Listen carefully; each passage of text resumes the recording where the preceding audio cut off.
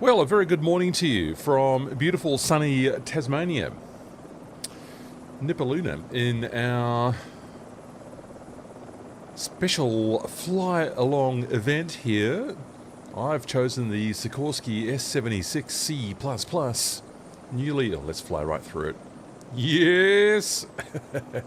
From Cowan Sim for this occasion.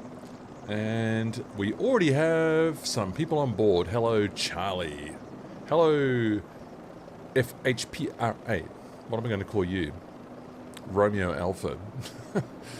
What have we over here? We got Pump Guy in your New Zealand 500C. Excellent. That fine machine from Taug's Hangar. And who have we over here? Helicopter 5432. Alright. In your strawberry flavoured Hughes 500C. Excellent stuff. Nice to see you as well. Beautiful day in Tasmania so far. I'm just going to check windy. It looks like we've got a bit of a northerly breeze today. Charlie, your first time joining us on one of these live streamed fly-alongs. You are welcome. You are very welcome. Now, what am I doing? I'm checking. We're 13 degrees Celsius so far here on Bruny Island, just off Tasmania. We are looking at, what's our wind at the moment? 10 knots, almost directly from the north. 10 knots northerly breeze. So I'm currently facing southeast, so probably I'll want to get down to where Helicopter 5432 is currently located and maybe just get my nose into the wind for the lift off there. So here on my... I've had all sorts of problems with my Navigraph plugin. It's not displaying any text at the moment, which is most unhelpful. So I'll just use the built-in tablet today from MSFS 2024. So we'll fly southwest down the neck of Bruny Island. And we'll sort of thread the needle here between the two hills, whose names I've just temporarily forgotten, but I'll attempt to be a good tour guide along the way and look those up for you. We will turn to the northwest and we'll overfly Glendevie Airport, in case anyone wants to spawn in there and just join us maybe in about, I suppose it's probably going to be about 20 minutes by the time we get over there, by the time I start up. We'll fly up the Huon River in the Huon Valley, and Huonville's just about where I'm circling here, and we'll proceed up this part of the valley, and this is Kunanyi, Mount Wellington, overlooking Hobart. Spectacular view from the top of that mountain. So we'll land up there next to the Broadcast Australia Tower, and we'll sort of dive down onto the Derwent here, and it's the Bowen Bridge. We'll sort of aim for that, and then we'll turn right, and we'll perform our daring manoeuvre to fly beneath the Tasman Bridge. How exciting. We'll come down here to Droughty Point. Which one's that? Is that this one or this one? Something that your host might ought to know. I might need to get Navigraph just operating in the background as well. Oh, it's on here. As usual, I've got way too many screens open. Oh, Droughty Point, that's that one. So this is Droughty Point. Okay, that's Droughty Point. Then we will aim down here for it's Park 2 on here, but I don't think we're quite going. Are we going that far? Is it Lavat? Is that what I wrote on the description, whatever I said there? Then turning directly to the east to get to Eaglehawk Neck, we'll hug the coast. That'll be nice. And we'll hug the coast. We'll go out to Bruny Island. We'll turn left, and that'll get us in a position to come down to Sorel and land at the main airport, Hobart. So that's the general order of business for today. That'll take a good couple of hours at least of flying, I would have thought. So I might start to get things loaded up here. 22 concurrent viewers. Hello, all of you. Welcome to our adventure. And who's flying around here? Someone's got the same colour scheme as me. Excellent. Oh, no, I lie. That's the one I flew on another stream. Cube Store. Hello, Charlie. Yes. So, FHPRA, you are going to be Romeo Alpha for the purposes of me describing who you are. This helicopter is anonymous now. Charlie's over here in an S76. Charlie, I thought you had a 500C before. Anyway, no worries. You can have whatever you want. Fredericks, hello to you. In your... Oh, what have you got? Oh, you've got a 500E, I think. Nice. Pointy nose. Oh, nice colour scheme too, that one. Look at that. Like that metallic eagle, I think. Beautiful. And who have we got up here? Tiger Moth, hello to you. In an MH60, Royal Navy. Excellent, that'll do. Awesome stuff. Would that make it a Tango? Because it's got, yeah, it's a MH60 Tango because it's got the pod in front of the nose there, not below it. Alright, where are we? 19 concurrent viewers, hello to you again. Alright, so I think time for me to get my machine started up. I'm going to be running the checklist lovingly prepared by yours truly in association with the real life pilot, Tony. Hello, Tony. And the most excellent Tango from the sunny coast. Hello, John. And you've done an excellent job with that manual, so let's start to put that manual into action and get this machine started up. Right, what am I doing? Doors and windows closed and locked. Well, they're all open, so we'll toggle that one. We will toggle that one. I'll get some passengers on board. Where do I do that? Offshore cabin, 12 seats, Hems cabin, luxury cabin, Hems cabin. Oh, I thought I could do it here. Oh, here it is. Show hide. Oh, there we go. Bit of weight out of there. And we'll close that door as well. How are we looking? That's closed. And I've just left the co-pilot's door open there. Toggle that one as well. Clunk. Oh, peace and quiet. Nice. All right, so away that goes. Right, flight controls. So, flight controls are functioning and... Oh, my collective... I think that's just because of the state of the helicopter. That'll work. Okay, so they're all working. Standby, attitude... So we turn this... No, what do we do here? Oh, we turn this on. I sort of remember how to fly this, I think. I'll just cheat there on the barometer. And so this is coming right. We just pull that to cage, and that comes right, and then release, and then that's what that does. And then I think if you turn that off... Yes, no, if you push that down, we've got good on there, right. So, standby, attitude on. The flag retracts. Yes, the good light illuminates when I hold the battery switch. That's good. Cage, we've done that. And the emergency power switch, we leave that on. So that leaves that device on the entire time. Right, reset. So, the landing gear handle is, that is down. The parking brake is up and on. Thank you. The landing gear emergency T handle is in. The forward center right top row of the console, we want all on except external power. Now, where's my... There we go. All on except... So battery comes on. On, except for external. And I think that needs to be off over there. So that'll all start to warm up now. Masters and inverters all off. I just did that. Forward console, left top row, anti-icing panel. Well, I need pitot heat today. We're going out to about 4,500 feet. Dan, you're flying a Bell 429. Okay. And you're showing us up as a 500C, probably because I don't have a 429 model, I'm assuming. Where did you get your Bell 429 from? Interesting. Kevin, what multiplayer server? We are on Southeast Asia.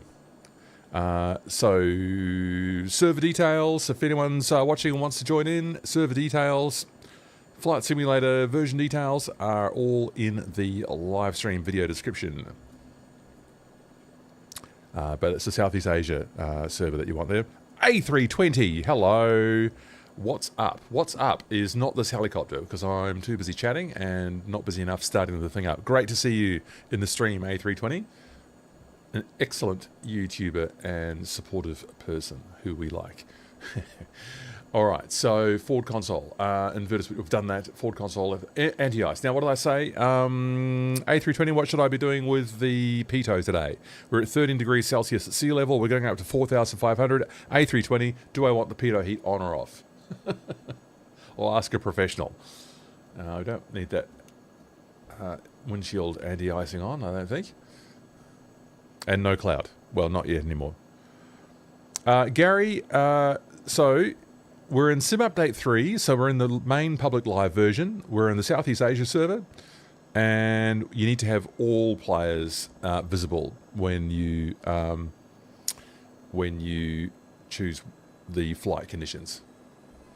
Hopefully that explained it. No Pito, says A320. Well, if anyone in this stream knows, it will be he, so thank you for that. Right, Ford console, where was I? So, Ford console wipers, all off except passenger advisory. Okay, so we're all off here. Passenger advisory. Am I on the right row? No, I'm not. All off except passenger advisory. So, fasten seatbelts and no smoking. Thank you. That's good. We can accept that FMS down there. Ford console left the lighting panels. So, high intensity searchlight, or is it strobe light, is off. The strobe we want forward. That's, which direction am I reading from here? Is the next one anti-cold? Both. Okay. Just getting myself a little bit confused with the way that's written, because the tooltips don't match the updated. We don't need the main rotor lights. Landing light. Searchlight as required. Okay, so no, that can be stowed. And landing light we'll just do on and off with the switch on my collective. Okay, that's fine. Barrier filter, we hold this test, and oh no, what do we do? We also just check that it comes up here. Oh yes, power assurance and barrier filter caution, fine, that's correct. And then we hold down reset for 5 seconds, and then that'll clear off the screen up the top right there. There we go, perfect. Barrier filter is functioning. We have accepted the FMS. Garmin, I am not bothering with. And why is it off, in fact? Because that would seem to... okay, not quite sure. Not quite sure about that. I wonder if I've done it exactly in the right order. So, cabin passengers, alerted to briefed. All right, you lot out the back there, quieten down. I've got something to tell you. This is going to be a very silly flight, and I will try not to crash the 76. All right? You're welcome. So there, that's the briefing concluded. Now, where am I? So, oh, we play the welcome as well. We'll play the nice version. Play. Good afternoon, and welcome aboard the Cowan Sim S76. You're welcome. We're proud to have you flying with us today. Yes. Before we depart, please ensure your seatbelt is fastened low and tight across your lap. Remain seated at all times during flight and keep clear of the doors. This aircraft is equipped with emergency exits on both sides. It's very soothing. And your pilot will guide you in the event of an emergency. Oh, did that stop her? Okay. Sorry. All right. Anyway, that was the smoothest talking you'll hear on this helicopter today, if I can even say that word. Gary, yes, try again. Let's see how you go. Hopefully you get on board here in the stream. So, now, where was I on my checklist? So, engine out test switch is down here. Okay, so that's going to make a sound if we lose an engine. That's that's something that you'd want. Parking brake is set. Circuit breakers, all in. I'm sure they are. So, where are my rotor brake is off. That is up. Reposition myself here. Rotor brake is off. We'll don the headsets now. There we go. Oh, that's a better way to see the circuit breakers from being back in the seat here. That's better. They're all in. Yeah. Okay. So, rotor brake headsets. Bleed air is off. That's upstairs. Bleed air is off. Fuel levers we want on crossfeed. So, crossfeed is the second from the front, or... No, oh, it's all the way to the front, and then we come back two stops to get into direct. Okay, cool. I do like that the fire extinguishers are modelled here. The T handles pull back all the other levers, but we won't actually be using those today. I just don't know that they light up if there's a simulated fire. Have I tested that? I'm not sure. All right, so fuel levers, rotor area is clear. Yeah, no one's going to walk into my rotor blades. So that is good. Engine lever number 1 is going to be brought now to idle, which I can do with my, there it is, idle. And I can hold this down to start it, can't I? Start a button, press, then release. There we go. We are coming to life. The updated S76C++. Might have to do some brief one-engine inoperative operations just to enjoy that as well, because they've done some further work there. Have Josh and Yannick from Cowan Simulations. This excellent helicopter is even better. This is one of my favourite machines of the year. No doubt about it. So, N1 fuel flow. Yes, we're all fine over here. The main gearbox oil will start to come up here. Our oil pressure's increased. Good. Yes. Okay. Now we can have the inverter switches on. Why can't I move this? Why can't I move this? Inverter switches can come on. Great. Now, now we get the power down here. Why is that the case? What if that checklist needs modifying again? Now we advance to achieve 70% N1 on engine 1. So I'm just using my throttle lever for this. There we go. My overhead, my GoPro is not functioning as a webcam at the moment, so there's no overhead camera today. Most annoying. Get this up to 70%. 70% N1 on engine 1. 70.7, that'll do the trick there, I think. Hydraulic 1 and 2 are in the green, check. Might have to just fake putting some more fuel in here, I didn't actually do that. Main gearbox pressure is increasing. It most certainly is. It's in the green already. Flight controls check. We just move it 1 inch, and do we see the helicopter move? We do. Alright, so we're all fine there. And now we do the same for engine 2. So upstairs we go, we move engine 2 into idle, click, and now we start that one as well. And this switches over automatically to show you engine 2 now, so we can see the N1 coming up here on 2. Of course we have an inverter fail and a DC generator fail on 2 because it's not up to speed yet.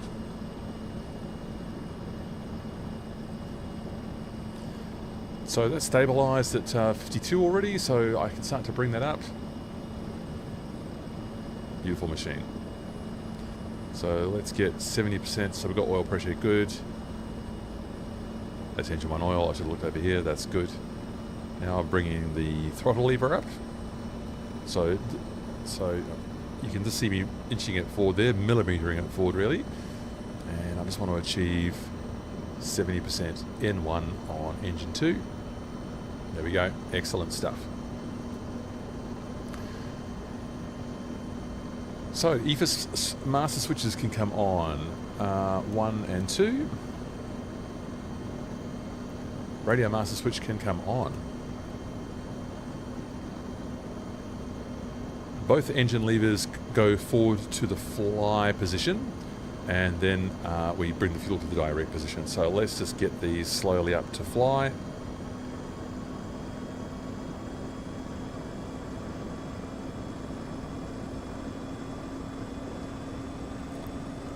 Bringing them forward together. N2's already at 100% there now. Needs to be at, is it 107 in this machine? Yeah.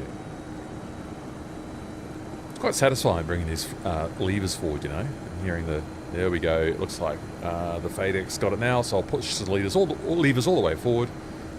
So we're into fly, that's great, and we can come back to direct here on the 2 fuel tanks, and before I forget, I'll just throw some pretend fuel in. That was a bit disorganised of me. Payload and fuel, where am I? 97, what am I doing here? Is that what I want? No, I want it in here, don't I? Flight performance, mass and balance. Seats, already got weight in there. So cargo, we'll just put some pretend weight in here. And we'll just maximise the fuel, and we're still under our maximum weight. I'm just going to load that like that. Fine. Can you remove the doors, Nate? Yeah, yes. Yes, you can. So you can do that on the tablet. Options, toggle door, yeah. So, no, show hide door, yeah. So I can take all the doors off. That'd be an exciting ride out to a North Sea oil platform, wouldn't it? Let's just get that on that one. I like that. That's good. I'm going to do some testing with the nav radios today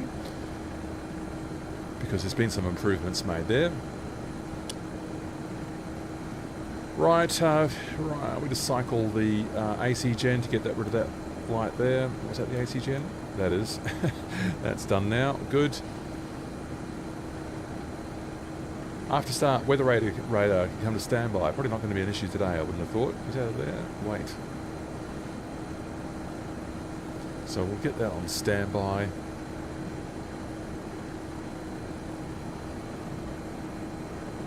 Yeah, the tablet was folded, that's right. So it's, yeah, it's good. This is the first Cowan Sim aircraft where they've done the tablet, which is obviously, I think, the way to go, isn't it? It's what people expect, I think, of one of the machines these days. Add-ons, I should say, you know what I mean? Emergency lights, we are going to arm them, which are over here. I'm not going to worry about the radios and the navs until later. We're in limits up here, and we've lost all of our main lights up here. Yes, we have. We're all in limits. We're all green, green, green. We're all fine down here. Excellent. That's check. Oh, it's down to 12 degrees Celsius now. No worries. Before taxi, engine and fuel levers. We've just done that. Into fly and direct. Transmission and oil pressures. I just did that as well. That's fine. Radio altimeter set and cross check. Well, I'm not going to. That's at 0. That's good. Cross check, I suppose. I should come over here. That one is also at 0. I don't know. I can't remember if that one functions or not now. And where have I? I've just lost my page now. Too many screens open. Where am I? Engine start. After start. Before taxi. Altimeter. IIDS enunciator panel. We're all fine. Nothing being enunciated up here. Doors and hatches are secured. Exterior lights as required. Parking brake released. All right. So let's get our landing light on now. Well, people, I'm just about ready to go. I'll make you wait, don't I? So let's just survey the situation out here. There's our landing lights on. They're in the main wheels. Main landing gear. I'm going to taxi over to about... Hello, Northland. Nice to see you again. Really great to see you. Grumpy Pine, hello to you. Cube Store, hello to you again, I think. Hello, Element 93. You're in the bushes there. Tiger Moth in your MH60 Tango. You're in a great position there, Tiger Moth. I'm just going to come down to you in a minute. And who's this down here? Overspeed and Marine Fanatic. Hello to you. Helicopter 5432. Right. I think I've said hello to everyone. Macro Cannon 72. Just go and see what you're flying. Look at all these helicopters. Excellent. 29 concurrent viewers too. Hello to you. If we can pass 40 concurrent viewers today, we will have a new record. So stay tuned, people. Okay, taxiing. So let's start to get everything. Get this centered. Get my special view. That's what I want. And I shall have my head tracking on now and reset it as well. There you go. Right. Parking brake comes off. And a little bit of collective to get us moving here. Oh, hardly any needed, actually. Make sure that no one's going to come out from the left. Romeo Alpha, maybe. So we're going to be flying to the north, and we will be taking a left turn, I think. I might just double check that. To get us down to the neck. So we'll take off to the north, and I'll do a right turn. So we'll take off to the north in the direction that Tiger Moth is currently facing. And we'll do a right turn. Oh, it's getting a bit fast over here. It feels like you're going fast when you're doing a ground taxi in this machine.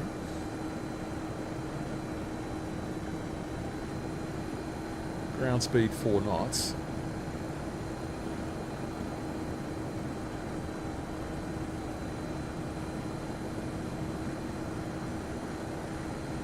Okay. Now we're going over here. I will maybe just go on the other side of Tiger Moth here.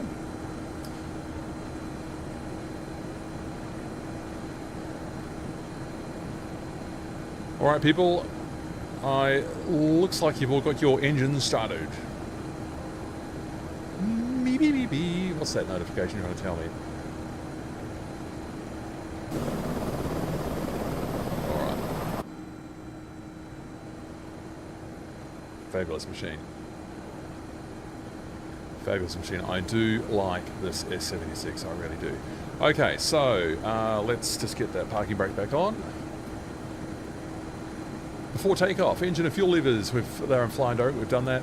We still have no enunciations on the IIDS, excellent. Anti-icing panel switches as required, they're all off. Weather radar, let's get the weather radar on in case we see anything there that I hadn't thought about.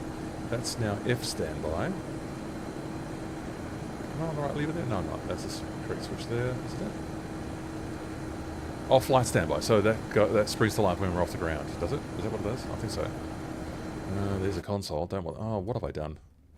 All right. Pushing too many buttons in rapid succession.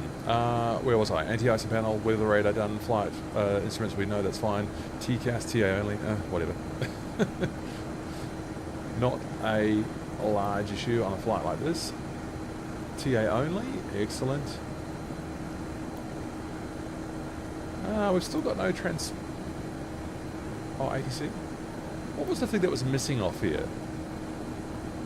Has that been fixed now? Because we've got ATC in here. Is that the... I feel a bit uncertain now. What changed? So this is an updated version. And so that was the TCAS. And now we will just cycle the passenger advice switch to let them know that we're making progress. That's the cabin lights. This one. Bing bong. Okay, now you can get the next tape. Yeah, you bet we are. Is the level okay? Am I having a good balance between engine sound and my voice? Thank you for choosing Cowan Simulation.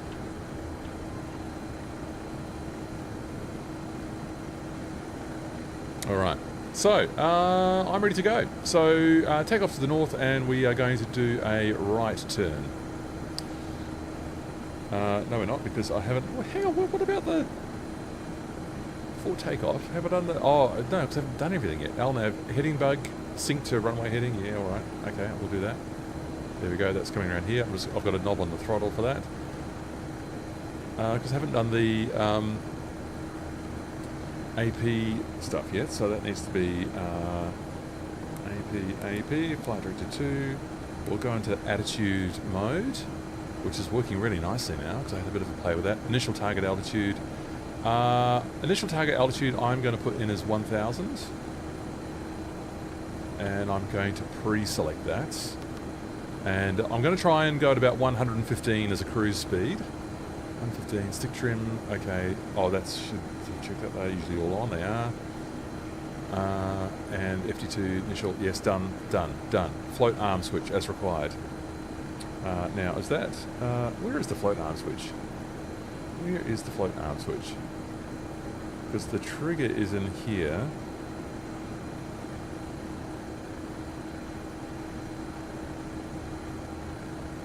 Float, control floats, is that the same as the arm?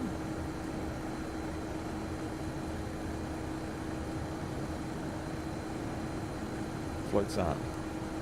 Oh god, I hope it hasn't deployed it. No. So when you, yes, and then I can deploy them with that switch there, which I don't intend to do, although I might do it at Hobart just for a laugh. Okay, now I'm ready to go. God, I'm so sorry. Alright, hello people, 30 viewers. Right now I am ready. Wow, I'm so sorry. So let's just again reset that. What's happened? Alright, so pulling collective now. I'm going to use some aft cycle. I'm not going to roll on this dirt road. Tiger Moth's right in front of me. Try not to hit you. Come over this way a bit. There we go. Let's just enjoy the view back here. Look at you all! Oh, you excellent people. Look at you all. You excellent, excellent people. Right, turn off those viewpoints. That's better. Okay. And we'll just go north over the lake here. Sorry, turn right over the lake once we pass it. Start to nose down and pick up speed.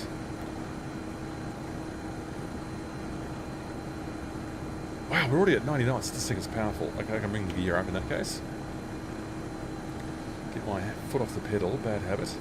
So in attitude mode, what you do is you hold down the cyclic release and select the attitude that you want, which in my case is turn, and then release the cyclic trim release. And I have got to stop holding that pedal down. I've got a real weird habit over there at the moment. What a beautiful morning for a flight. I think that head track can come off before I annoy everyone. Sound is good. Thanks, Dan. Thank you, Dan. Okay, so we're at 100. I don't want to get much faster than that. I'm actually going to ask to hold the VS because I'm not climbing very fast here. In fact, I'm hardly climbing at all. So, in fact, I'm losing altitude because I'm negligent. So, holding on the cyclic trim and letting it come up here. We're just going to go down the very narrow neck of Bruny Island. Now, why did that happen? Because I think I pushed it into the springs without the trim release down. I'm still getting the hang of it.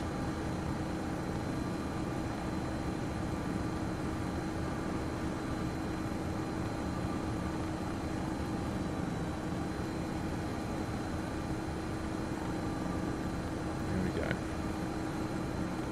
That's 1,000 feet already. Oh, so it's going to want to hold that altitude. Oh, that's not good news, Matthew.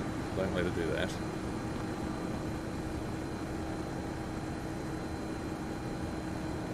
The smoothest experience for our lucky passengers so far. Alright, get that. So heading over here.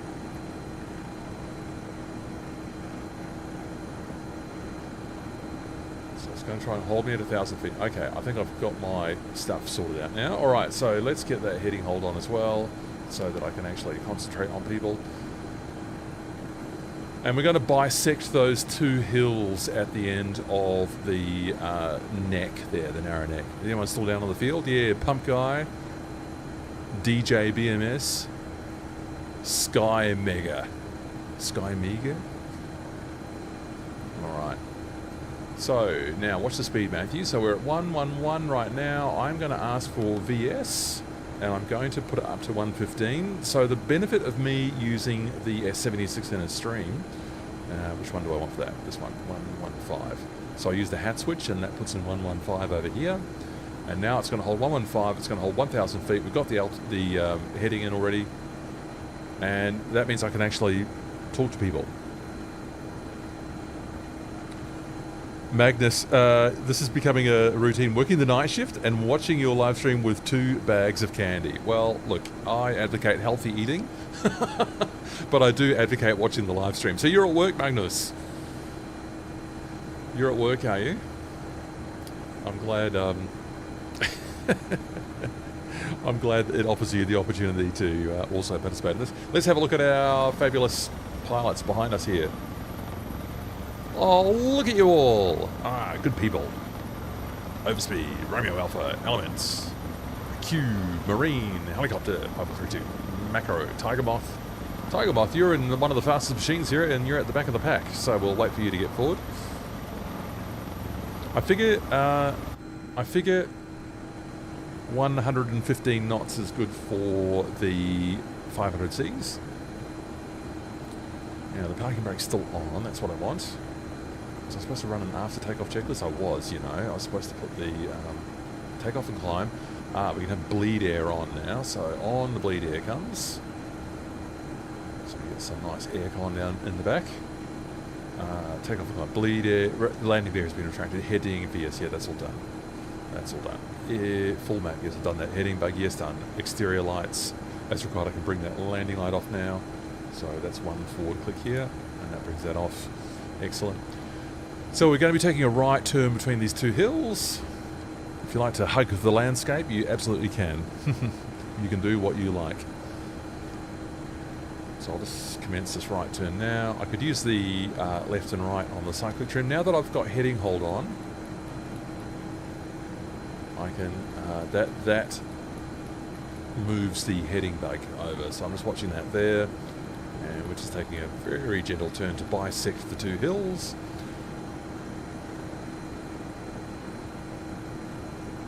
Which are Driscoll's Hill on our right, and another one on our left, whose name I can't find. It's Mount Beauty in the distance over there. That's a good name for a mountain. And we can see the Huon River over on our right, so that's what we aim for. Pretty easy. Hello, residents of Bruny Island. Bruny Island is a... Oh, what's happened to my heading select there? Okay, right. Bruny Island is an excellent location for bird watchers because all... Is it 11 or 12 endemic species of birds in that one might find in Tasmania can all be found at Bruny Island. So all the bird watchers like going to Bruny Island. I've just not quite been able to make that trip myself yet. One of these days. So my weather radar is still saying standby. Is that what it's supposed to be doing at this point? That's the gain. Range. Standby or off. Weather radar, that's what I wanted. A bit of light cloud about, but low cloud. It's not going to be too bad. Mark, the frame rate dive for you once we left the field. Mark, what you need to do is get into assistances and check that you have wake turbulences switched off. Wake turbulence must be switched off in group flights because it don't work.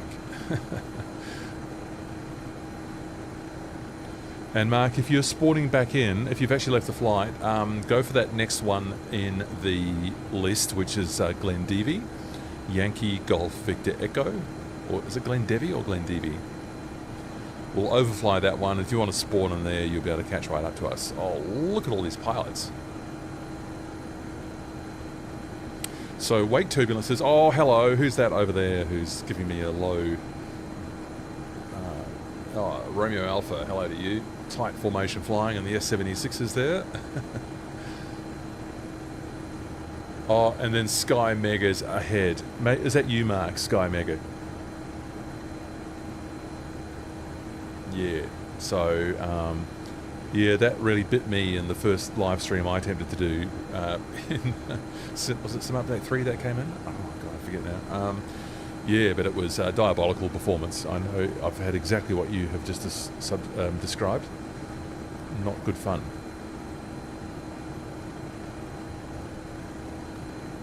Well, this is a beautiful day for flying in Tasmania. Cube Store in your H125.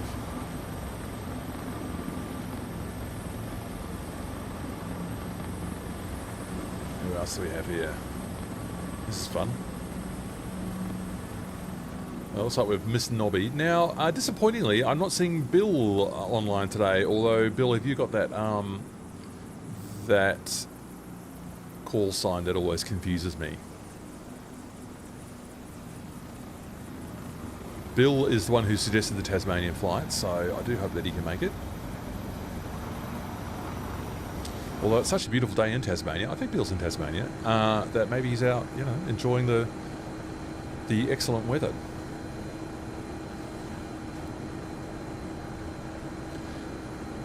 It's going for 31 degrees today in Melbourne, where I am. So I wonder if we'll have to organise a live stream in Victoria at some point. Where will we fly? Go and have a look at the 12 apostles or something. Right, there we go. Just got rid of the hoodie. That's better. Yes, so Romeo Alpha, you're in your 76 as well, so you'll have the new version. How are you finding it? I'm loving it. I've just always loved this helicopter. I think it's just such a great addition to the virtual hangar, even though I didn't do a very good job of that liftoff. Now, do I have my Navigraph set up in the background? No, I don't. So why don't I do that? Well, it crashed. You get a bit nervous. The more stuff you load up, the more nervous you become.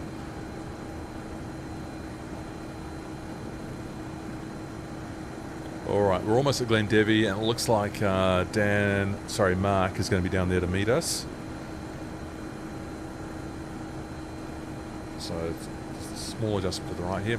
I am going to go down to 500 feet because I can. So, let's just get that pre-selected here. 500 feet, altitude pre-select. I'm going to take my altitude hold off, and I'm going to lower my collective. I could have also done it with vertical speed, but we'll just let it just settle down slowly here. It'll continue to hold my speed. So that was simply taking altitude hold off, lowering the collective very slightly, and my descent commences. Looks like Mark's going to catch up with us there nicely. That's good. I'm assuming you've got those wake turbulences turned off now, Mark, and you'll be just good to go. I mean, the wake turbulences are a great idea, but when you put 15 helicopters all in the same scene, it doesn't work very well. Yes.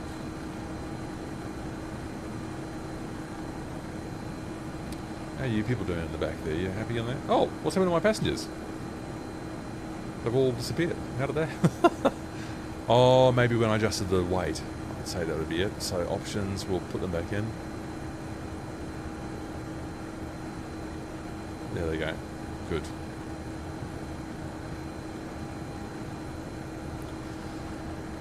Here we go. Tasmania. Beautiful Tasmania. Did I say this was the Derwent before? This is the Huon River. Did I say this is the Derwent? Sorry, that was a silly mistake. This is the Huon River. And we're just going to follow this up as it continues to the right. And we'll pass over Huonville at the sort of the top of the outlet there.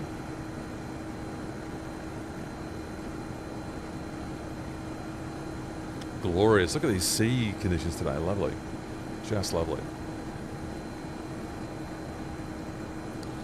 So we'll be passing over Huonville, and we'll need to climb to about 4,500 feet, which will be no trouble whatsoever for a big, heavy, capable machine like the S-76, but I might need to give the 500Cs a little bit more space. Oh no, they're nice and light and powerful. What am I saying? What am I saying? Now, what are we doing down here? Fuel packs. I think I've got 6, haven't I? And 6. Enter. Cargo. Oh, I don't know. What did I put in? 200. I'm just faking all this stuff down. Fuel on board. Yes. Well, I don't have an actual destination set in here, so this is probably a bit useless. Fuel on board. At least it's got that coming down for me there. That's good. Starting to commence our right turn here. Just using the hat switch.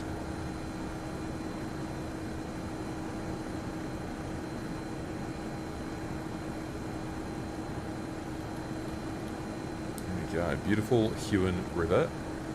Tasmania is a state of Australia that is alive with wildlife. Everywhere you look, there are wombats and little wallabies and quolls, some of our marsupial carnivores, the quolls that is, running around, often squashed on the side of a road, unfortunately. That's one of the hallmarks of travelling in Tasmania. Up the river we go. How beautiful. This is nice at 500 feet, isn't it?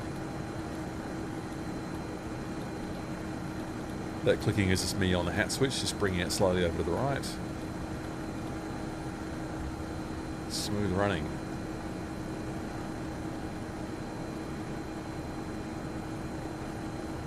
So that's Brabazon Point, and there's this Bullock Point that we're just passing over now, or is that the one further up?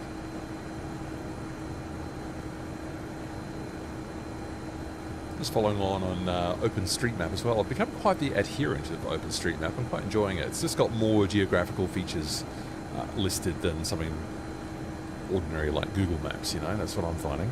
So I quite like my OpenStreetMap. Alright, where are we going here? We've got macro cannon over here. Did Sky Mega catch up? Yes, good on you, Mark. That's great.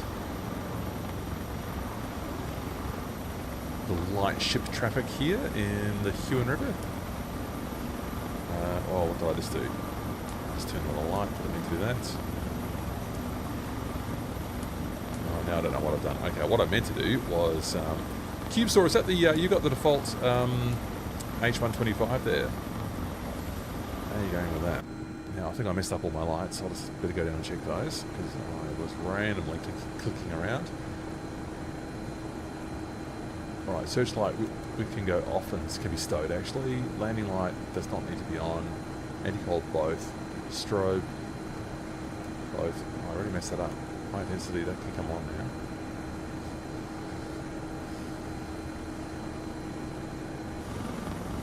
That's better. Okay, so we'll get to Huonville and we'll start climbing. If you're nervous about your climb, you can start going up now. We want to get up to 4,500 feet. Oh, that's the light for that. Oh, it does, those switches do the same thing. So if I have that on, can I go outside air temperature on here? 12 degrees, awesome, that's good. I know I've got one down here as well, but that puts it on here also. I do actually really quite enjoy these 1990s style avionics.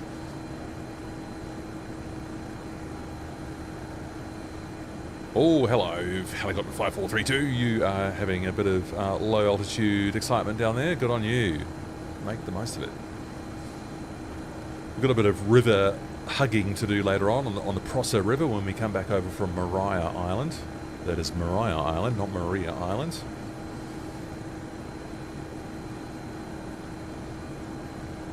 Okay, I think I might start a gentle climb. So I'm going to ask in my pre-select over here for 4,500. 4,500. Thank you. 4,500. Alt pre, make that sure that's on. We're going to take altitude hold off now. And I'm going to pull gently on the collective. And we're going to start seeing the altitude climb. That's how I'm going to do my altitude. And a few more right clicks on the cyclic trim just to get me pointed over Huonville there at the top of the river. Oh, this is glorious. This haze is nice actually. I like a bit of haze like this. It looks good. It looks good. The sun's still quite low in the sky, reasonably early in the morning. 20 minutes past 8 in the morning for Tasmania and Victoria.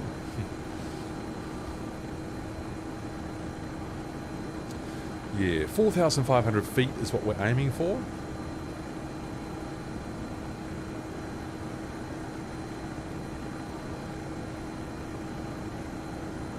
Wonder who's in VR today. Might make it a bit harder to chat. Probably having a 500C makes it a bit harder to chat as well. I can speak from experience there, having attempted to do a live stream whilst piloting a 500C. Very hands-on helicopter. Rather difficult to look at your maps and talk to people and look at the chat and everything while all of that's going on all at the same time. Sim update for beta. What can I say about that? The EC135 is looking much better now. It's I wouldn't describe it as top flight payware quality yet. The EC135. Thank you for those hearts, whoever just dropped those in.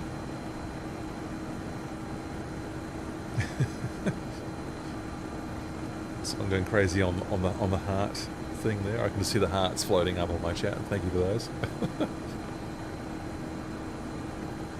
1,500 feet.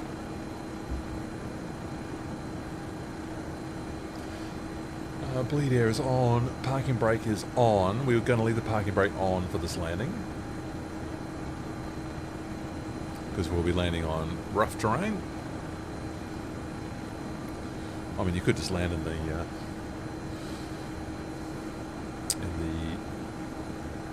car park at the lookout there from the Broadcast Australia Tower. So how are we tracking here? We'll need to just turn very slightly to the right, but this is climbing just nicely. Just about to pass through 2,000 for me. For our landing atop Kunanyi, Mount Wellington. And what I would like to do is just get the Hobart VOR in, because I just want to just test a couple of things. Frequencies, that's 1127, I can set that as well. 1127, okay, so is that going to come up on here? 21.6 nautical miles to the Hobart VOR. And what if I change this? That says DME. Nav. Select nav source. Oh, there we go. Hobart VOR1. Yeah, alright. That's looking pretty promising, actually. And I can just change the course. I don't think I've got that mapped on my... Have I? No, I don't. So I need to use it. Course 1 over here. Okay, there it is.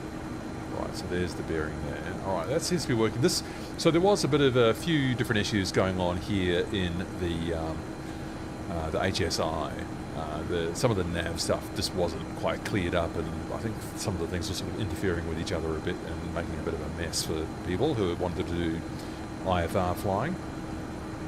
That's looking much better now. Alright, where are people? Oh, you're all still with me? Look at you go. Oh, look at the Huon Valley behind us. That's just gorgeous. Oh, alright, bit of turbulence. Okay, turbulence. What are we going to expect here? So we've got winds from the north. Now, smaller and lighter helicopters, beware. You might be getting into a bit of a downdraft situation here. I'm just going to check that in windy for you once more. So we're going up to here. Okay. So the wind, if anything's just gone slightly northwest now, but at the top of Mount Wellington, Kunanyi, it is just 4 knots. 4 knot norwesterly atop the mountain. So shouldn't be too bad. I just felt that maybe we're getting a little bit of turbulence here. Do you know what I would love? I would love it if if there was some sort of add-on that meant I could have my current aircraft position in either OpenStreetMap or Windy. How awesome would that be? How awesome would that be?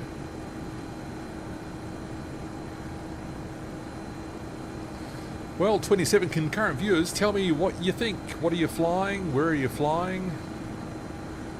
How's things working for you at the moment in MSFS 2024 or whatever simulator you're using? I'm going to have to pull a little bit more collective here, I feel,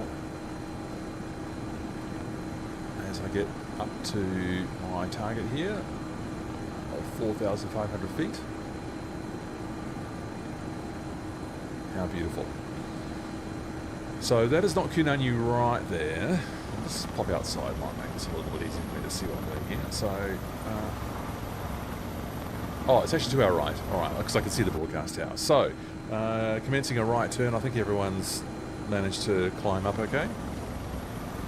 This is my method of monitoring the group flight. This is to use the drone camera. Look at you all. Excellent people. So, we are about to turn right. So, let's start to make that happen. So, a 4 knots wind from the northwest. There's the broadcast tower. Standard scenery and MSFS 2024. Now, things are probably going to start happening quite fast here. So what will I do? I might just start to slow down. I'll go down to 100 knots at this point. I'll go 105 initially, and then people will start to bunch up behind me, I would think. Now, I'm going to go to SAS mode, so I can do my landing. And in fact, gear operation safe at this point, so my landing gear is coming down now. Should I run the landing checklist? For landing lights on, yes. Passengers briefed. Let's just get that in here. We're now on final approach. Please stay seated with your seatbelt fastened and prepare for landing. Cracks me We'll be up. on the ground in just a few moments. Okay, I'm going to SAS mode now, and I am going to take manual control. Okay.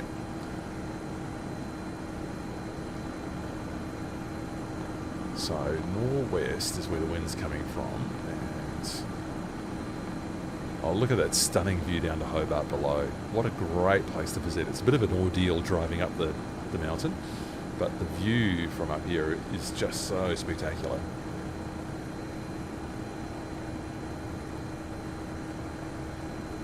5 knots. Is the landing light on? Yeah, it is. Okay. I was getting a bit confused with those before.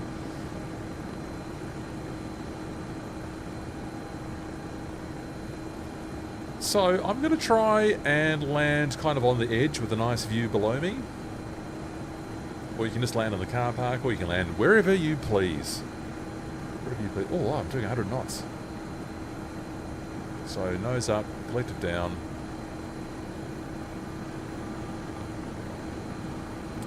Maybe beside that building could be quite good there. Hello, broadcasting your tower. Notice the broadcasting tower is very aerodynamic for the wind up here. So I'm pointing into the north now. I'm at 50 knots, raising collective, head tracking on. I'm going to raise my height here a bit so I can see what I'm doing. Here we go. I can see a nice ledge, I think, for me to aim for here.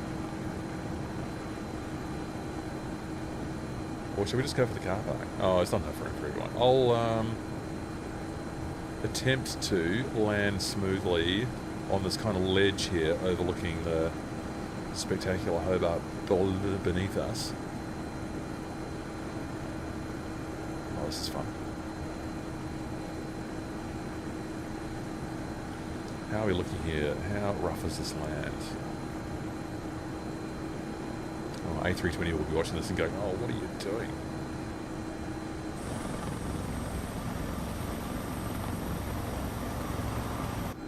Alright, so let's... I'm trying to, it's like Neil Armstrong, trying to find a bit of ground that doesn't have too many lumps in it. Okay, settle down here. This is very nice to fly, I've got to say. Very easy work. Very light workload in the S76 once you know what you're doing. Ooh, a bit fast there. Okay, and you go gently. Yeah, contact. And the nose down as well. Okay. Head tracking off, and let's just look outside. That's not too bad. Oh, I wish I'd just got a bit more over to that ledge there on hindsight. Let's just judge everyone else's landing now. Oh, my head tracking's stopped. Okay, good. Oh, nice work, Element 93. Liking your work there. Very nice. Oh, VR crash for you, Dan. Oh my God, you're not having a great time there. Romeo Alpha, how are you going there? Let's look at your S76 landing as well. Oh, you've got a Korean helicopter. Awesome. Awesome. Oh, look, I love your style. That is very smooth and gentle flying. Nice. Nice. Oh, love it. That was art. Very nice flying. Romeo Alpha. What else have we got here? Sky Mega. Yeah, made it up with us. Ooh, I like a colour scheme.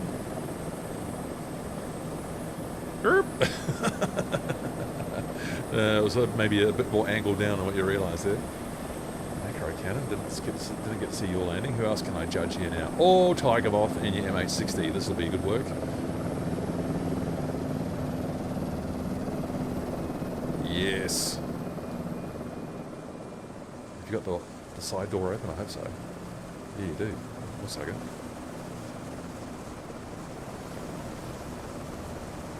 Yes. Clunk. Oh. Thank you, Tiger Moth, for that bit of entertainment. Very nice. Very nice. Well, I've left my engines, I haven't even put them in idle. But look at this view! Look at that view.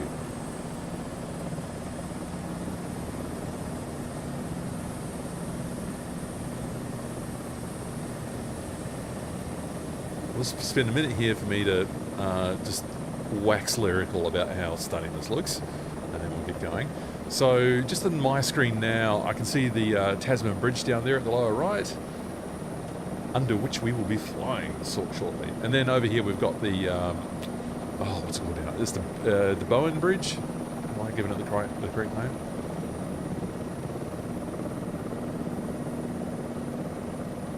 So yeah, you can kind of see the race course there. So we can just aim down at that point down there. And then we'll just fly down the Derwent and underneath the Tasman Bridge, because that's terrible behaviour, so I approve of that in the live stream. And there's the main part of Hobart. And we'll be flying over that point there, the Droughty Point. And, oh, we can see it. Is that Tasman Island already? I think it's the Eaglehawk Neck. A little bit disorientated. Is that it there? And, yeah. Anyway, so we get a spectacular view of almost the rest of our flight here. How stunning. How stunning. How did you go, Charlie? You're still having a hover up there? This is nice. 4 knot norwesterly. That's actually nice and sensible. Nate, you have Aerofires Global, and you can see a fire down there in the distance. What's Aerofires Global? That sounds interesting. Is that a firefighting app or plugin that I've not heard of? Oh, was that firefighting one where there's some sort of maybe like external tablet interface or something where you can like trigger fires? And I think I saw, was that released a couple of months ago? I haven't actually tried that, so yeah, Nate, tell us about that. How are you going with that?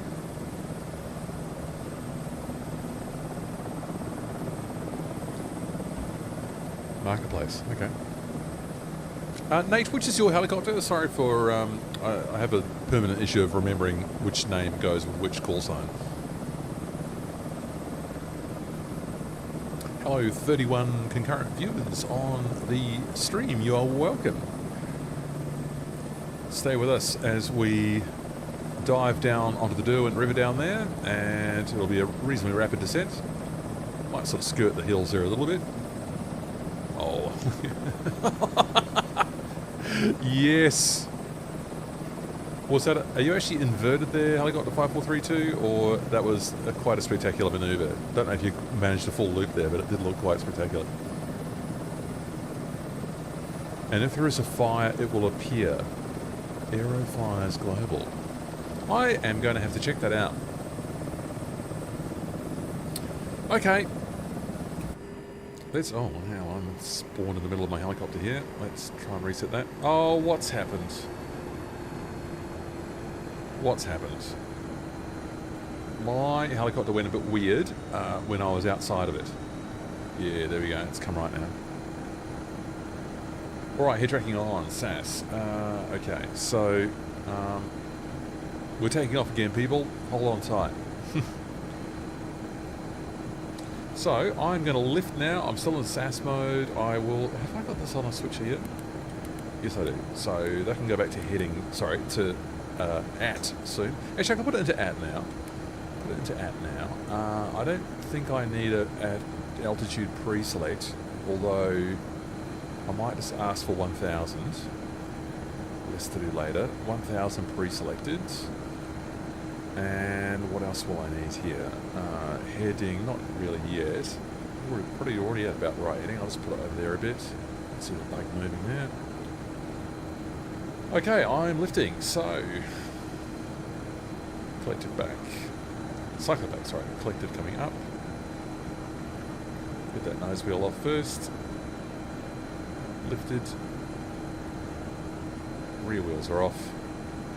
Move to the right, don't need that.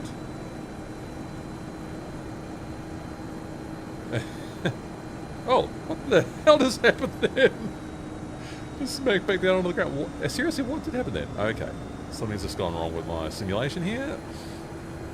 That was weird. I just smacked down onto the ground. I mean, that if that was a downdraft. Okay, don't know what has happened to my rotor speed here. I mean, it's almost like I've got the rotor brake on. It's that bad.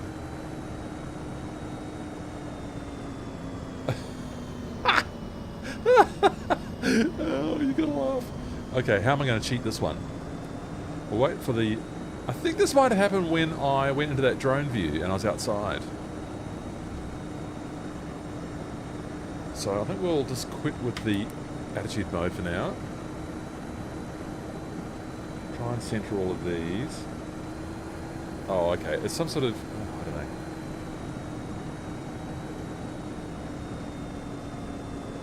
know. Okay, my simulation is bugged. What am I going to do? I'm going to have to cheat and go into slew and come up a bit.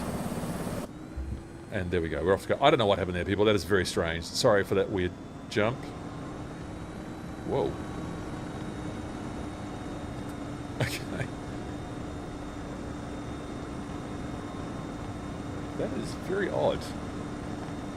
Very strange behaviour being exhibited at the moment.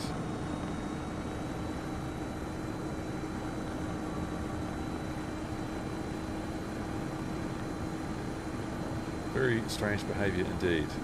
Don't understand it. I might possibly need to restart when we get to maybe, oh, I don't know, where's our next landing?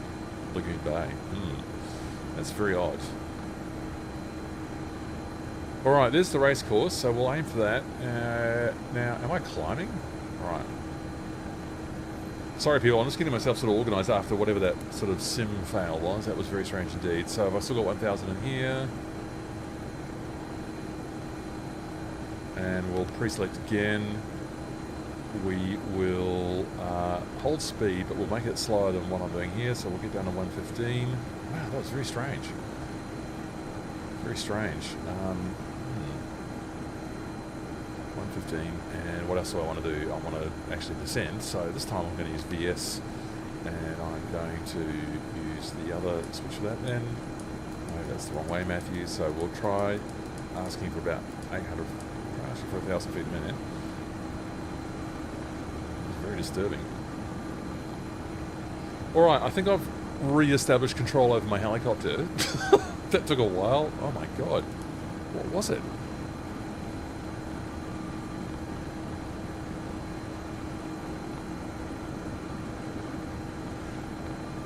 Might be too heavy with the air density atop the mountain, yeah.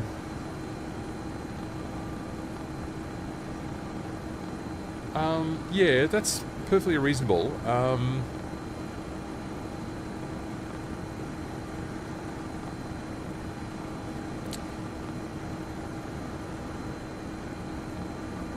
I'm just sort of thinking through it.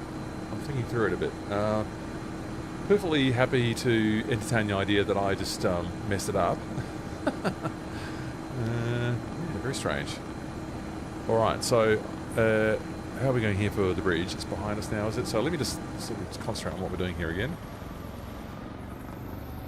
It seemed to start when I popped out of the plane. The aircraft. So there's the Bowen Bridge and there's the Tasman Bridge in the background there. So I'm about to commence a 180, people. I'm at 3,000 feet. We're getting down to 1,000. That's good. All right. So order has just about been restored.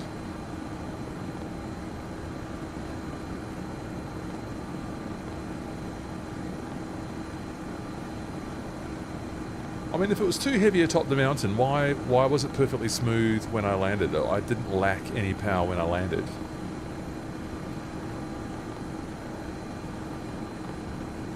I don't know. Felt like when I moved a great distance with the drone camera, I wonder if part of the simulation switched itself off and I got myself in a mess at that point. That's my sort of theory. I have seen that happen before. I've seen that happen when you walk out of your helicopter and you come back. Sometimes it sort of jumps around a bit. Okay, how about not smacking into that hill? So down to 100 knots.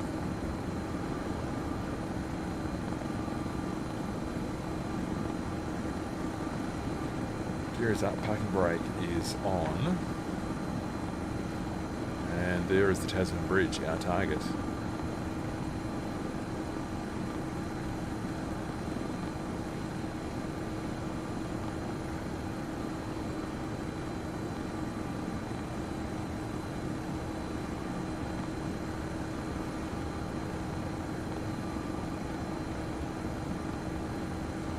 Yeah, I agree, Dan. It's yeah, I had that small amount of fall momentum. That is true. Oh, look at those cute boats and that little marina on the Derwent there. That is just lovely. That's thanks to Mamu Designs. Okay, so I'm going to bring my speed back up again. Get myself back organised again. I'm going up to 110 for our high-speed pass under the Tasman Bridge. Should be fun.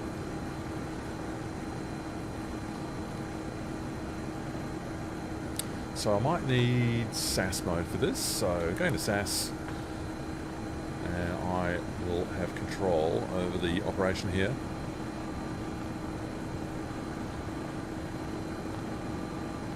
So something else I wondered. I wonder if another compounding factor on it is that because the helicopter wasn't level, and I had to deflect the controls to even it.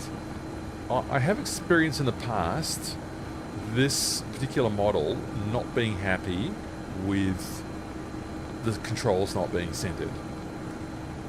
Although obviously you need to not have the controls centered.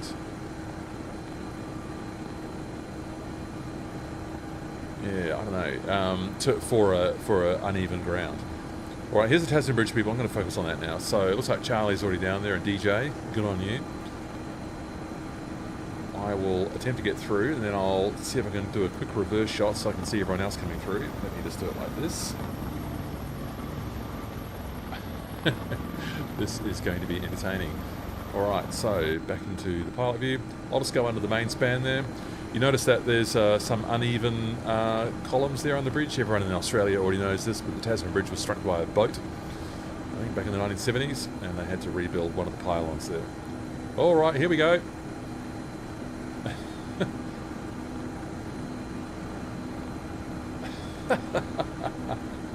Oh, that is ridiculous fun.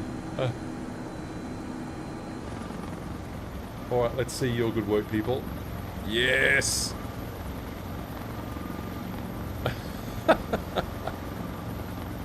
Oh, that is entertaining. Tiger Moth. Yeah, you made it through in your MH60. Oh, Tiger Moth's going over. Meanwhile, where's my helicopter going? Because I'm not even paying attention over here. Oh, that is good. Did you all make it through? There's Hobart off to our right there. Lovely Hobart nestled in the. That photogrammetry doesn't look great there.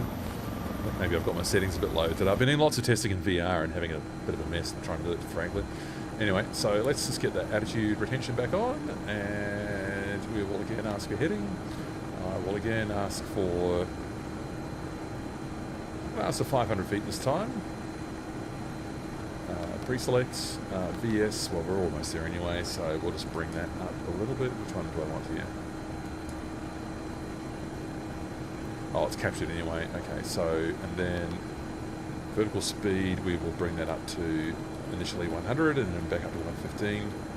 So here's Droughty, I think it's Droughty Point. How did you all go? Are you still playing out down at the bridge? No, that was fun. Hobart is a very pretty city. It's a very pretty city. I haven't been there for years either.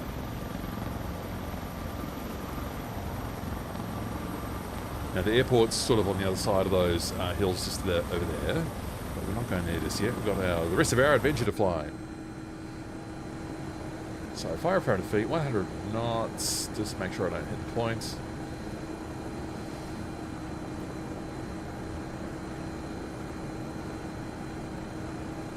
Droughty Point, yeah. Then we're... Oh, we need to get to this part of Tasman Island. And then so we don't get through the... Notice that we're staying outside of the airspace of Hobart International there. Is it international? I make it sound impressive by saying that. But anyway, very good. So, yeah, we'll come down to here on Tasman Island. About this point here. And then we will turn left to make Eaglehawk Neck, and then we can land at Lagoon. What's it called? Lagoon Point? Lagoon Bay Airport. We can sort of land and refuel there.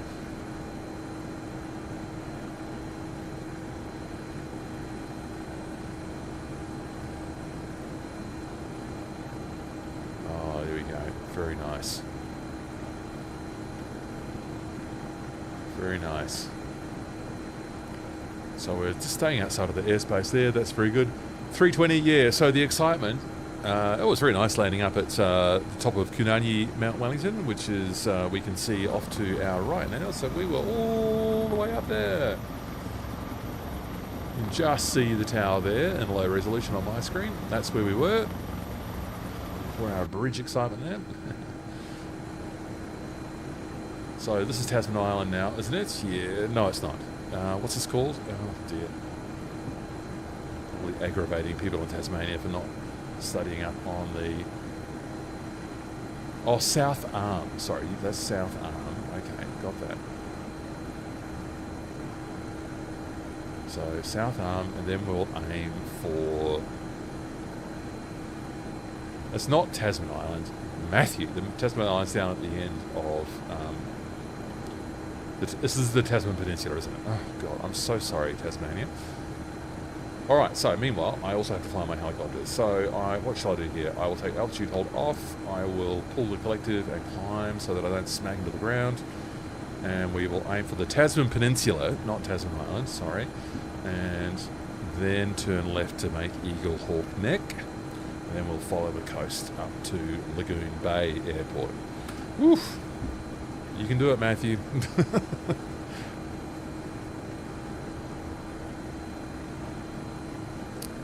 The S76 is awesome, Dan. The autopilot is amazing. It really is. I mean, even the HeliSAS programming in the rest of the fleet, I think, is really good.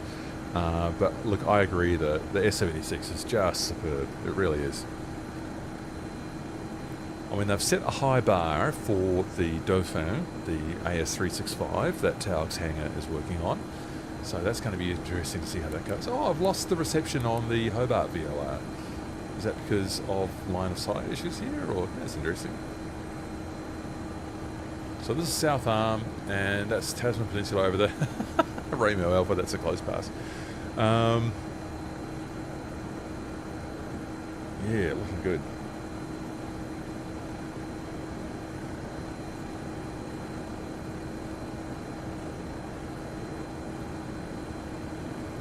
Hey, excuse my ignorance. Which one is who released the Bell 429?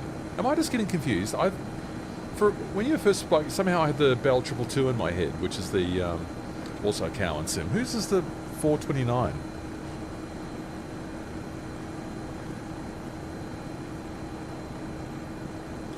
Oh, 320. You're looking forward to the CH-53, the Super Stallion, or whatever it is.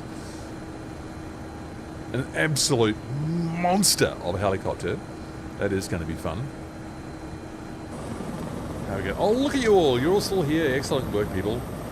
Hey, I'm still climbing because I'm inattentive. So I will just maybe ask for it to hold this altitude right here. 1200. Oh, cube still. JXT simulation. Why have I never... That surely is a I'm just quickly doing it over here on my other screen.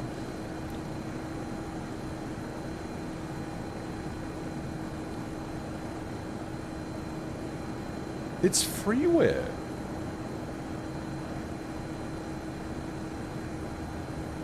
Why have I not heard a single thing about this helicopter? I swear this is the first time I've even thought or heard about this. So is this made for 2020 or 2024? I'm just looking at the... it's compatible with both, so it's a 2020 helicopter. Okay. Interesting. And how are you liking the 429? Can't believe I'm so out of touch. I need to go and have a look at that machine, clearly. How are you finding the JXT 429? What's it like to fly? Systems fidelity? It's freeware. I mean, you know, you've got to be reasonable. Why is this... Have my radios died? Yeah, so some other part of my sim has died here as well. That's often days. How did that happen? I wonder that was working. How did that turn off? Very strange. Let's come back to standby. I don't know. 12.1, okay. It's simple, Dan, but you like it. Okay. So I'm guessing avionics and automatic flight control systems maybe not modelled. I mean, it's a huge amount of work. I think Josh and Yannick at Cowan Simulations, they must have been working on this S76. I don't know how long they worked on it, but I mean, it feels like they probably worked on it for about 18 months. I'm guessing. I don't know that, but programming all these autopilot systems is an incredibly huge job. A huge job. Oh, they made a Bell 505 too, yeah. I thought, wow, it'd be nice to have a pay-aware Bell 505, but then when I thought about it a bit more, and I looked at a few YouTube videos, even the 505 is quite a complex machine. There's quite a bit of custom coding to do with the panels and everything, isn't there? So it's just such a massive job developing this stuff. All right, so we're going to be doing a left-hand turn soon. What is this airspace here? I don't know, because this doesn't show it and my navigraph is not working. So we'll just pretend that it's going to be fine, that we're under the flight path for Hobart International up here. I mean, we're 14 miles out. So as soon as I get past this hill here, I'm going to do a bit of a left-hand turn to go and meet DJ and Overspeed over there. And then we'll head for Eaglehawk Neck, which is pretty easily identified. You ought to see that there's a bit of a dip in the landscape there. I see it out there just at the moment. I think it's just behind there, so...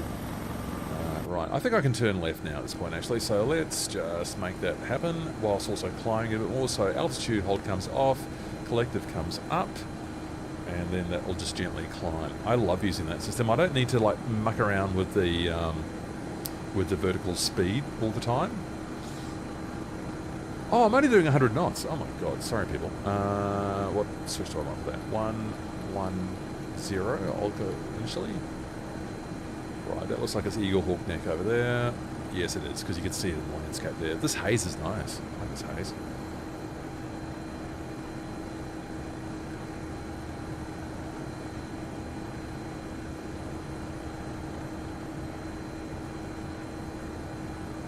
Okay, Dan, yeah, I was just reading your comment there. So, Dan, you fly the 429 outside of the machine. So, obviously it's a pretty sleek-looking helicopter, the 429, so no wonder you would want to enjoy it like that. That's the main mode for some people. If you're on maybe console or something, it's absolutely expected that maybe you're going to just do your flying from outside the machine. It's probably how all those M scenery helicopters sell, I'm imagining, just people who like to just enjoy the view from outside. Pretty simple representation inside those machines. And yes, they still cost more than a freeware machine, don't they, those M scenery machines, but that's another question. Yeah, alright, so I'll have to have a look at that sometime.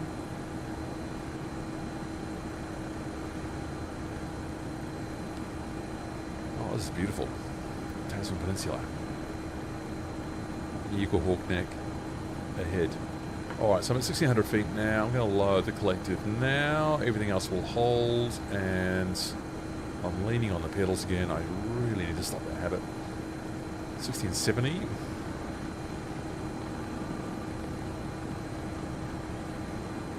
Oh, yeah, you fly in the Valley Helicopters livery, the 4910, and other helicopters you fly in VR. Nice. Oh, Canadian Coast Guard flies the 429, right. Is it a Canadian helicopter, in fact? I'm a little bit unclear how that all works. Like, I know some or a large part of Bell helicopters these days is in Canada.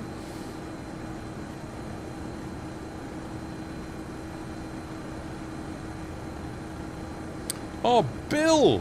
Bill, you're here! Okay, Bill. Yeah, sorry about that. I was concerned that you might not hear about this. Oh, I'm getting quite low. This is exciting. Hug the hills. Getting a bit of turbulence too coming off those by the look of it. Nice. You know, people bag MSFS 2024, but it's got a bit of aerodynamic subtlety going on. Maybe a little bit too much in terms of those wake turbulences messing people up. Bill, may I suggest you hop on at Lagoon Bay? We are landing at Lagoon Bay soon, so that might give you just enough time to get your switching back over to SU3.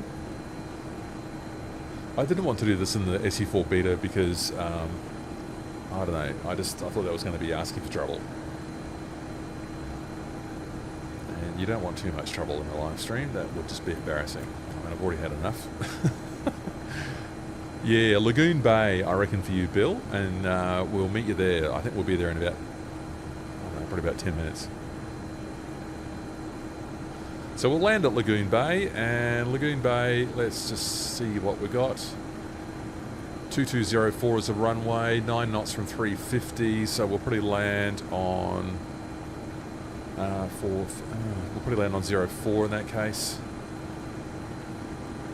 Zoom in. That's not even showing it, that's unhelpful.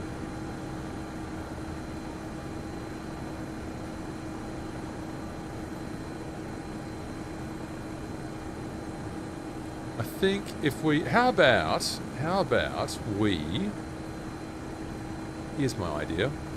We'll go over Eaglehawk Neck here, which I'm circling, and we will, I need to lower that collective again, I'm climbing too much. I want to be quite low for this, should be more fun going low over here. And we will fly up the coast, but we'll just bisect these two hills here. So, those two hills, not that anyone. Yellow Bluff Creek Conservation Area. Oh, cool, that sounds great. Blackman Hill on the left, and what's the name of that hill? Don't know. Alright, so we'll bisect those and pass Mount Reynolds as well. That's 200 metres, so it's 200 feet, so about 1,000 feet I think we'll want to be up at by that point. Alright, so I think I am going to ask to pre-select 1,000 feet. Pre-select. And the fact that it's descending right now means that it will grab the collective soon, and we'll all be good to go there. In fact, am I just doing this a bit daringly low? I might just put that at 1,100. So we've still got the Hobart VOR on there, that's good. Oh, how about this scenery, people? This is nice. I've never been out here. Dan, lots of S-76 flying around your part of the world, yes. Helijet operates scheduled flights between Vancouver and Victoria and Nanaimo. Am I saying that right? I have done that in the sim, on VATSIM. I've taken helicopters between Vancouver and Nanaimo. Sorry for my pronunciation if that's not right. Helijet also services a couple of fishing resorts in the Queen Charlotte Islands with S-76s. Oh, maybe we should do that as a live stream. I was going to fly Vancouver Whistler, but every weekend, I tell you, I've been checking the weather, and the weather at Whistler has been diabolical. So I know it's getting into winter, but yeah. I said that all right. Oh, thank you, Nanaimo. Thanks, Dan. I like to be reasonably respectful to people and places. This is beautiful. I didn't realise the hills were quite so dramatic at Eaglehawk Neck. This probably feels very British Columbia, I would think. Maybe a little bit more dramatic, the hills, I'm not sure. On the coast, you mean? You know what I mean. I'm not talking about the mountains, of course. I'm still doing a 110. I'll just bring it up to 115. 4, 5, 115. And I can finally get down to 1,000 feet here. 1,000 feet.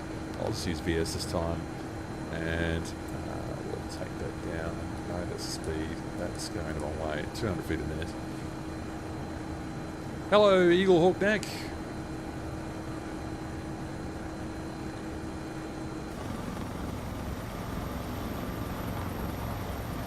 That's beautiful.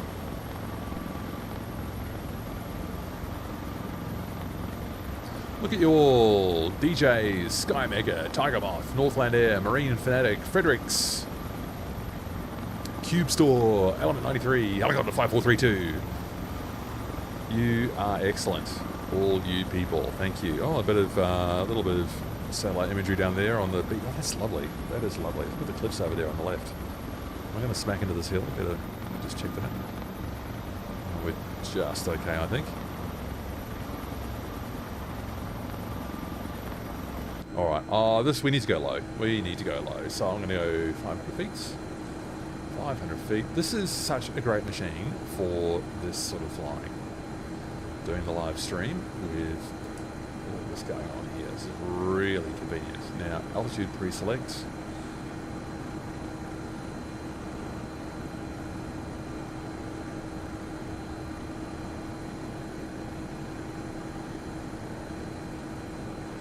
Yeah, it's quite a good time of year to do, for our southern summer, quite a good time of year to do these live streams because it means I can start a little bit earlier and get in our European audiences. Hello to you.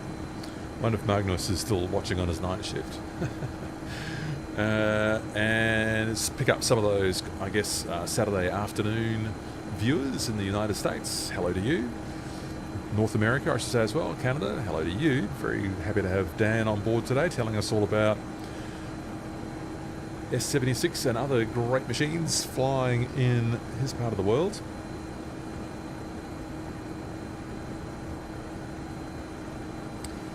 I don't know that I recall ever seeing an S76. I know they used to fly in Auckland, but I wasn't paying enough attention to helicopters back in those days. I think there might be a couple of Medivac S76s back in Auckland. I remember the BK-117s were the main rescue helicopters out on the ocean. So after this hill, we're going to turn left inland, and it looks like we can see an aircraft on the ground down there at Lagoon Bay already, which will be, I suggest, Bill Baggins waiting for us. Bill Baggins, who suggested this route. Bill, I have modified it slightly, so forgive me for that. But we're going to finish in Hobart Airport, so that's what we'll do. This is gorgeous. Not very much resolution on those little rocks there, but still lovely.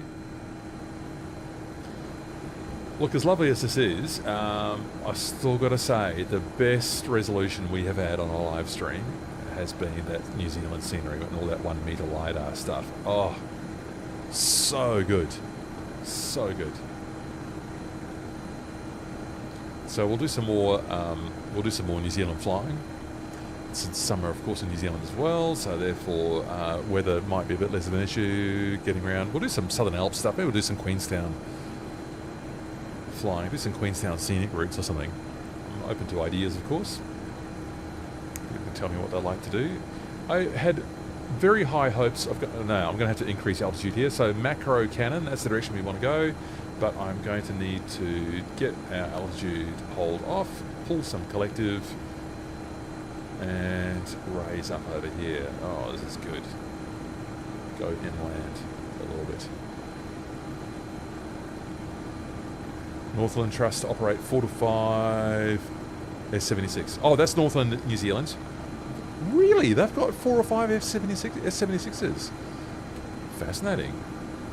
Oh, Bill, you like Queenstown or Glenorchy? Yeah, well, agreed.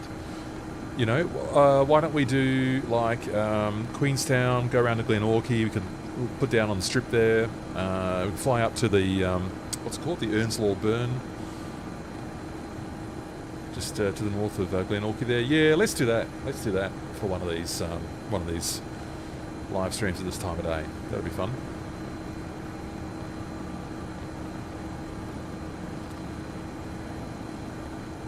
Helijet in Canada has 14 S76s. Wow. Are they all the same age, the same era? Yeah, what should we do here?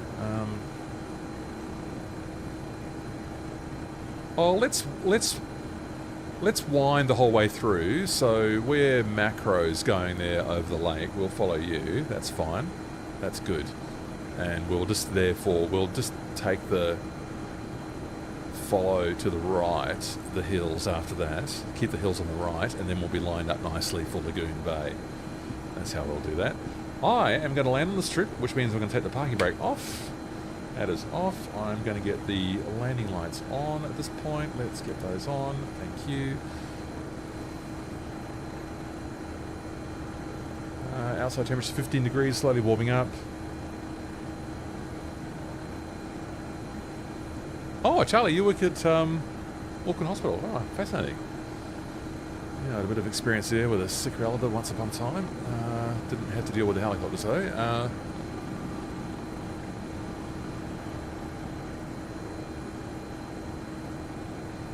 Yeah, I wonder if there's any... Charlie, you might know actually. I wonder if there's any good models, freeware or otherwise, for Auckland landmarks. Like, I know the Orbeck City Landmarks, or whatever it's called, has Mechanics Bay modelled. But I don't know about... I'm going to slow down a bit here. I'm going to get down to 100 initially. And then I'll probably get into SAS for the descent onto the field there. Which is probably where macro is ahead of us. This is nice.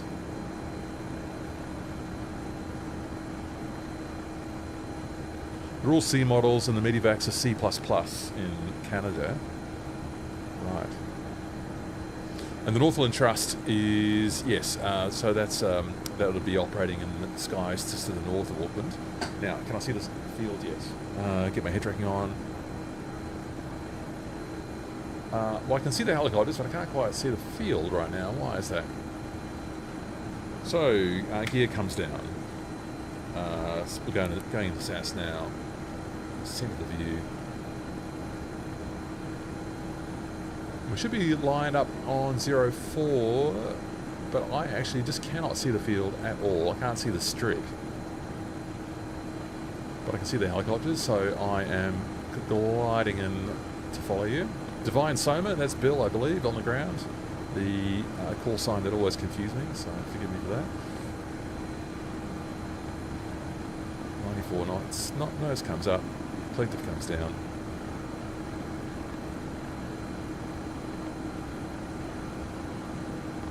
Where is this field? Oh, I think I see it now. So, is that it there? Yeah, Divine Sign is sitting right there. So we'll settle down there. Dan. Oh, so right, they've got the whole fleet, A, B, and C's. Wow. Yeah. You can recognise the A. They've got a different tail cone. I know that much. All right, here's the field, and I'm going to do a little roll on after and not hit Divine Soma because I feel like wheeling around a bit in my S76. There you go, Bill. How you going? All right. Don't lose all your energy, Matthew. Oh, someone's just coming here. Charlie Parrott.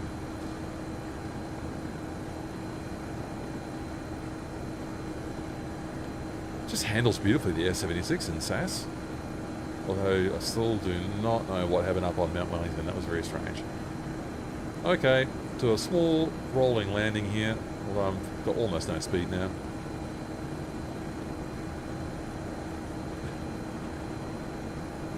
Oh, buttered it. Buttered. Hilarious. Alright, who's here?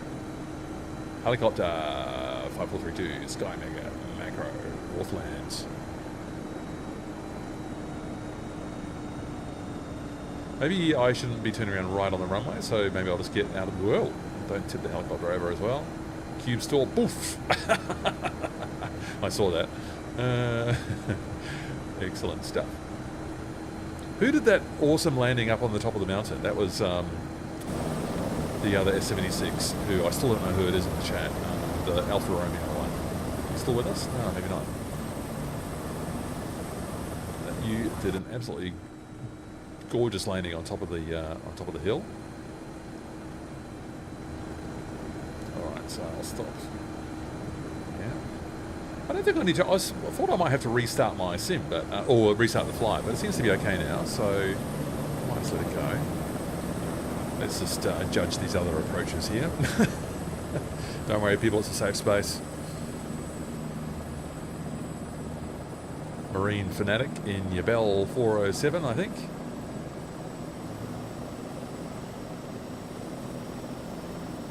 ZS. Oh no, it's a Bell. It's a 206L3. Oh, there you go. Obviously, because it's got two rotors, not four. All right, that's good. Thank you. How are we doing? Look at all these excellent machines. Tiger Moth and your 60 Tango. DJ BMS. Nice. Nice. You know, I previously didn't rate the look of the S76, not this particular rendition, but the I thought the tail looked a bit fat. And in fact, look, if I'm really honest, oh hey, my helicopter's moving. My helicopter is moving. That is what I'm suspicious about. All right, what are you doing?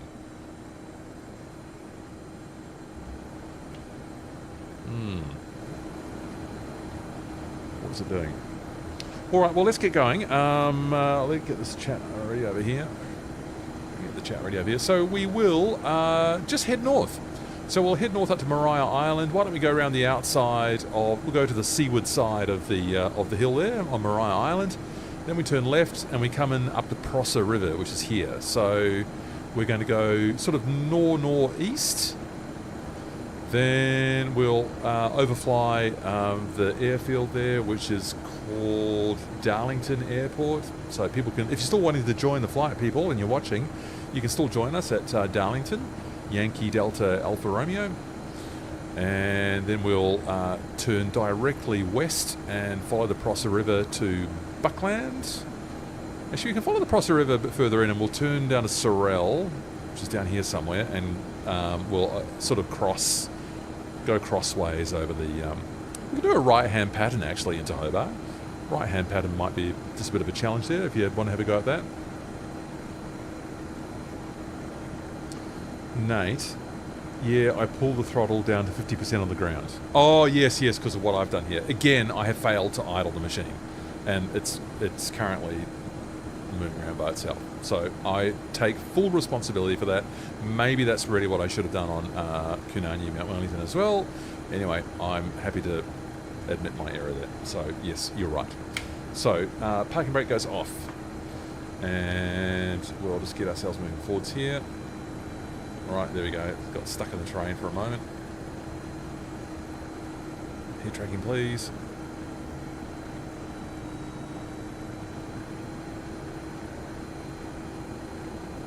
So Maria Island is our next stop. Again, this grass strip, once you're on it, you can't even see it. I think this is about it here, isn't it? How do I do my height? How do I do my... Oh, because I'm in the wrong view. Oh, stop it! Parking brake. Alright. I'll get there. Alright, there is a strip that you can hardly see the strip unless you're on the outside view. Alright, so I am going to do a rolling start because I like to make things complicated. A rolling start on a grass strip. Probably you wouldn't do that in real life, wouldn't have thought, if you got an S76, but anyway. Got to give those barrier filters a work out. Alright, you can do it. I still can't see the shape of this runway. There you go. A ridiculous Matthew Crawford folly. Oh, nice formation flying there with Sky Mega. Good work. Alright, Lagoon Bay, we're off. Pointing out to sea. Get my attitude retention mode on. That's in now. And where do I... Oh, I did it again. Leaning on the pedals. Very bad habit. Right, so let's get this over here. Actually, do you know what? I am not going to go heading hold. I am going to try and figure out why I was doing such a bad job earlier on with the attitude retention. So, release the button. Okay, that's better. Okay, now, gear goes up. Now, hold cyclic trim release, back into the middle, release that button. It's still going over to the right bit. Curious. So there's Maria Island, is it? Let's check them off at the right islands. So we're just aiming for the highest point on Maria Island. So holding the cyclic trim in, banking to the left, holding the cyclic trim in. We'll use our fast speed here. We'll go up to 115. And level it off with this cyclic, release cyclic trim, and that seems to work this time. Okay, I don't know. No, that's got a bit of drift there. I can just cancel it out with the cyclic trim. Okay, so with all that done, I will go hitting hold. I will ask for 1,500 feet, although you can fly whatever height you like. No, 1,000 will do it. So, well, I've blown through that now, so I will just have to go a little bit lower. So what am I doing? VS, I'll just ask that to go down. Why isn't that working? Because I don't have VS mode on, so that we can do that here. 200 feet a minute, 1300, okay, now we'll get the VS in as well, 115, perfect, okay, so we'll just let the machine do fly itself at this point. Lovely S76, so landing light comes off, was it already off? That's off, isn't it? Yep. Yes, Nate, I should have pulled the throttle down, that was a bit of a mistake back there, oh well. Looks like someone's already over at Darlington Airport. So we'll catch up with you soon, person, whoever you are. And what are these hills here? So I'm looking on OpenStreetMap. Big Hill, great name. Big Hill is the first hill there. And oh, creative stuff. And then the even bigger hill is Mount Pedder and Bishop and Clark. Alright, don't know who they were, but we're just going to fly up the east coast there of Maria Island, directly ahead. Another conservation. Now, what have I done? What have I done? I have messed up my climb here. I said 1,000 feet, and I've just passed through 2,000 feet. So 500 feet a minute goes down, minus 500. I must have... Oh, if I look at the replay, I'll figure out what I did wrong there, but it doesn't matter anymore. We are descending. So I've been having all kinds of adventures trying to get my virtual reality working properly. I now have a headset. I will make a video. I'm having a few technical issues. I have got it working, but I'm getting a lot of crashes to desktop in SU4 beta, which is most annoying. So that's something that I will work on, and hopefully I will have that video out. Oh gosh, I hope within the next week. It's a Pimax Crystal Light. I'm finding that what happens is that I'm getting these, even if I get 80 frames and it's working beautifully, something will happen and it will just go down to like 15 frames. And if I've got 50 frames, it'll go down to something like 6 or 7 frames, which is you can't fly with it. So, and then the solution is to reset the headset. So I'm trying to work out what that's all about. So if you reset the headset back in the Pimax Play app, it's all back fine again, and I just haven't worked out what the problem is. It's a little bit frustrating.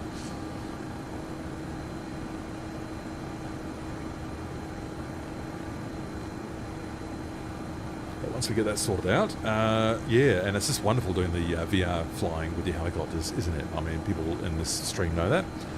Some of you are probably in VR right now, which is why it might be a bit difficult to chat and fly at the same time. Understandable. What a glorious day in Tasmania.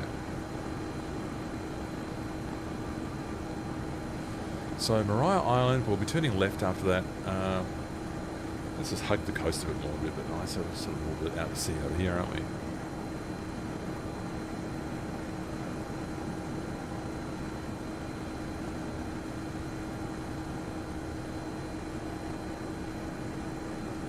Now, how do I say this call sign? Is that an L? Luda 2 Gen? Can I just call you 2 Gen?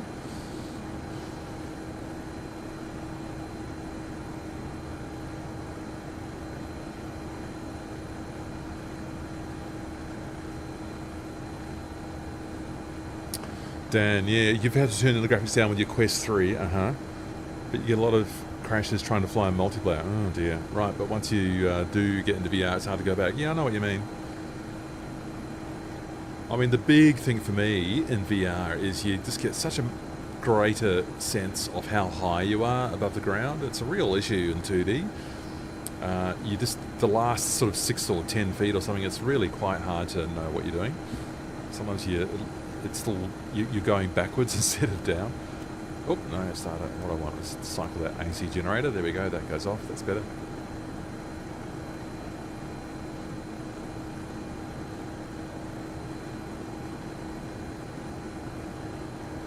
Bruny Island. So we'll skirt round to the right and turn left and aim for the Prosser River. And we can do a little bit of low-level river flying. That'll be fun, a little bit windy.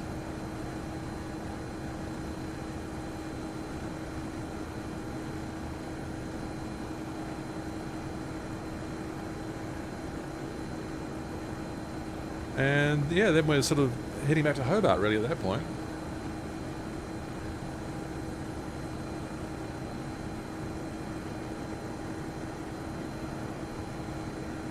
Hope this is what you imagine, Bill. This is Bill's idea, this route, more or less. I trimmed a couple of things off it here and there, and I've had us ended up with us going back to Hobart, so hope you approve of that, Bill. Okay, I think, what will I do here? The perpendicular mountain. That's the hill right in front of us there. What if we kept that to our right, and so we just go overland there, and then we'll sort of go back out to sea again. So I'm just going to keep perpendicular mountain, what a great name, to our right, and I'm at 1,000 feet. Is that going to work? Because the land only gets up to about 100 or 200 there.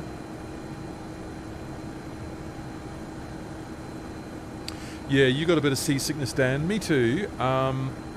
I found on the first day or two of using the headset, I just kept the sessions very short, like 5 or 10 minutes only. Even then, the next day I didn't feel great, but that was it. I've been fine after that. So once you acclimatise, once I've acclimatised, I've been just fine. Oh, this is cool. This is a bit of scenery here. I never looked at Bruny Island before. 1,000 feet, 115 knots. Still got the Hobart VOR in here, 28 miles. We've not exceeded more than 30 miles in the Hobart VOR the whole time. We might just exceed it as we sort of circumnavigate. Oh, this is nice. As we circumnavigate Bruny Island here. Keeping perpendicular mountain on our right. Cool name.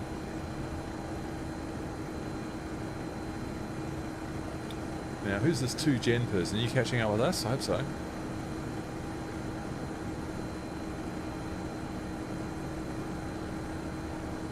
Just looking back around into here. What a cute bay this is.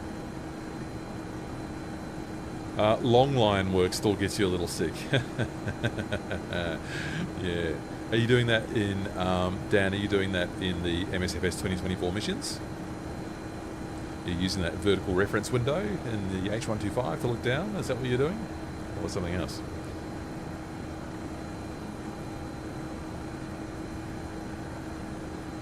This is great. Let's enjoy the outside view here. Element 93. Oh, beautiful.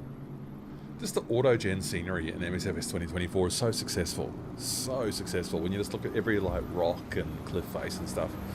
So successful. God, people just go on and on about all the things they hate in MSFS 2024, but really, it's just there's just so much great stuff for helicopter flying. Right, that's a radar altimeter alert, because I've got a bit low, and I thought I needed the wheels down. Alright, now we'll hug the coast and we'll keep the big mountains on our left.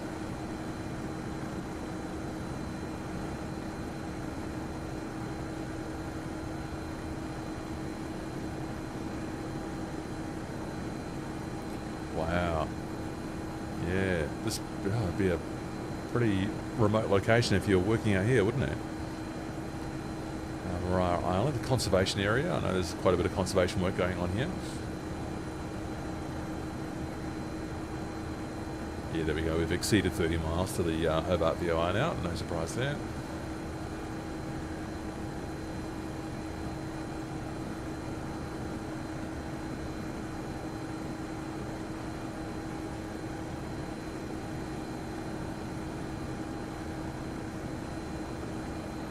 I am tempted to try a VOR approach at Hobart. We don't need to. Obviously, there's visual. We can just go straight in. But I'm tempted just to give it a go in the S-76, seeing as it's a helicopter that's well suited to that sort of work. Yeah, 2024 career mode with that the vertical reference window. Yeah, I haven't tried that yet. Actually, with the VR, I've just been trying to work out why I'm getting those issues where I have to restart the headset to get the frames back. I don't quite know what's going on there.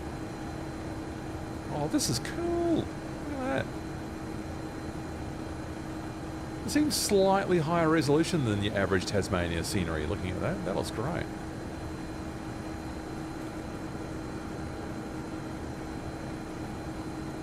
So we'll overfly Darlington.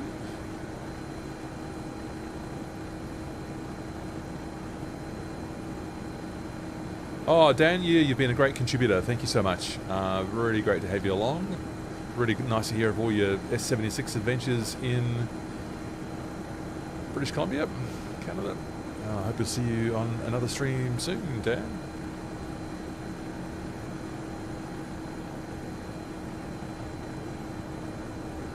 So I think I'm pointing right here. Okay, that looks all right. So Prosser River next, and we're going to follow that along to get us pretty much back into Hobart Airport. So what about a VOR approach? Is this a ridiculous idea? I mean, yes, it is a ridiculous idea. That's a fact. Charts, arrival approach. So it'll be VOR Zulu runway 30, I guess, would be correct.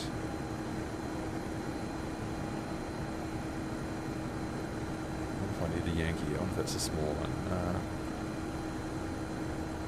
2 minutes outbound on the 096 radial. Then a kind of procedure turn at 2,000 feet to get back round onto the runway centre line.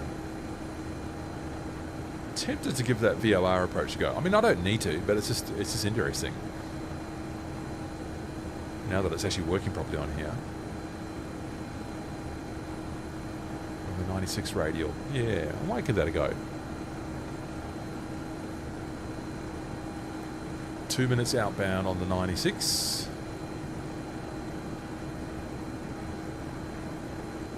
What else do I need to know for this? Minimum's 98, is it? Yeah, 980, sorry. Big deal. Probably not an approach actually designed for helicopters, this one, but, you know, it's all right. Oh, it's at 4,000 feet you do it. Ah, interesting. That'll be almost as high as we've got. Although, you could just do it at 2,000, couldn't you? Just do it at 2,000.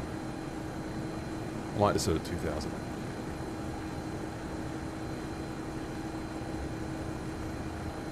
Alright, so that's a potential challenge ahead. I just need the map now. VFR map. I think we're looking pretty good here.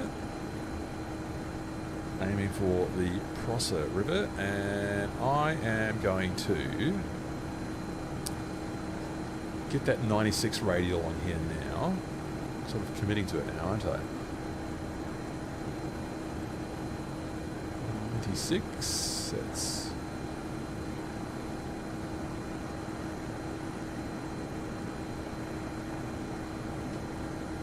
76, that's the name of the helicopter.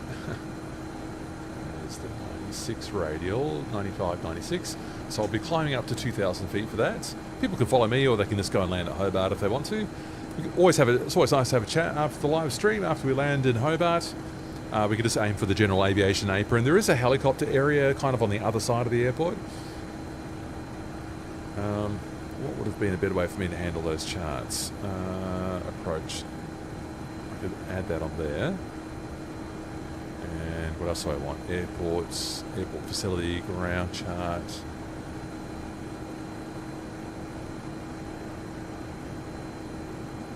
No, that's not what I want. I want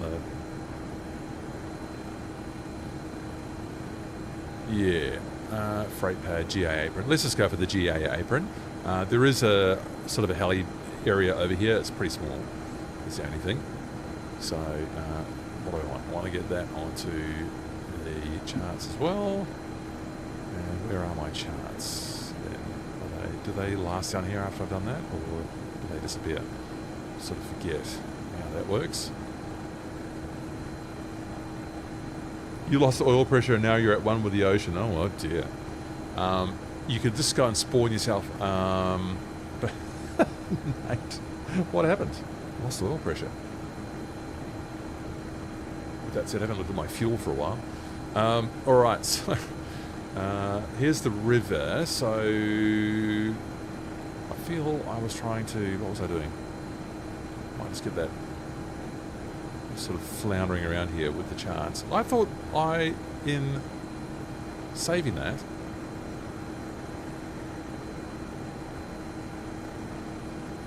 more info, I thought that kept it. Approach. How do I... Okay, anyway, I can stay there. So, Prosser River, here it is.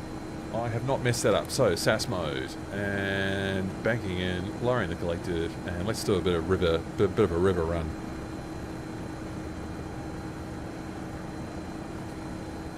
Oh, look at the river mouth there. That's nice. Nice satellite imagery there. That looks good for shorebirds.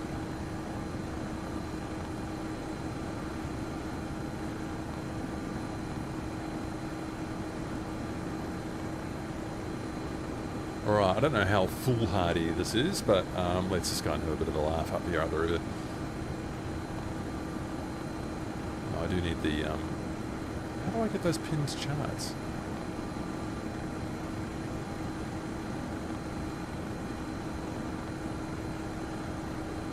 Alright, river run.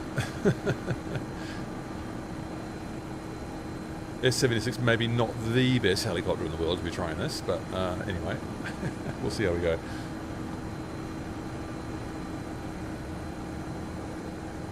This would be good in your 500 Cs. Don't think I'm going to make that one. I'll just have to go over here.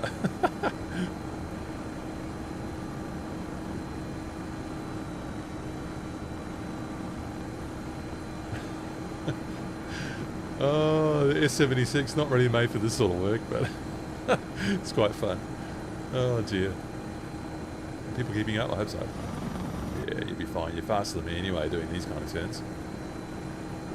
Yes, lead the way. Helicopter 5432.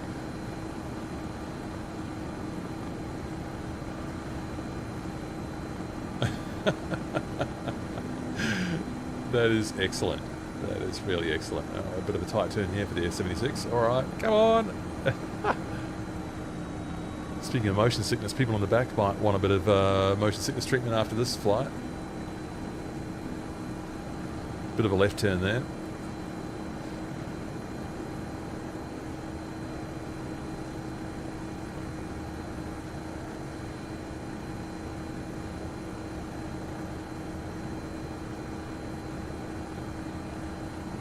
I'm doing this quite fast.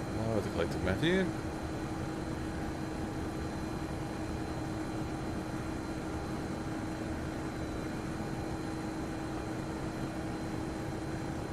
Lowers again. 130 knots. Whew.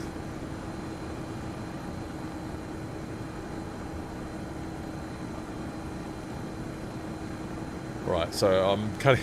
the river's getting a bit meandery here. I can't throw the S-76 around that, so sorry. Oh dear.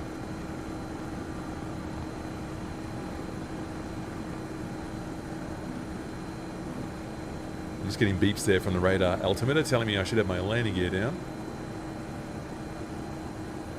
Actually, that's not what it is. It's just the decision height that's been set there. That's I had that wrong.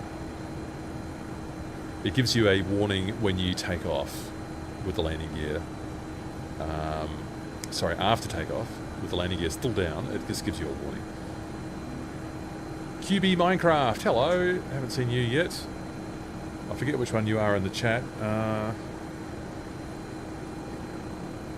It's always a little bit confusing, the difference between the names in the YouTube chat and the names of the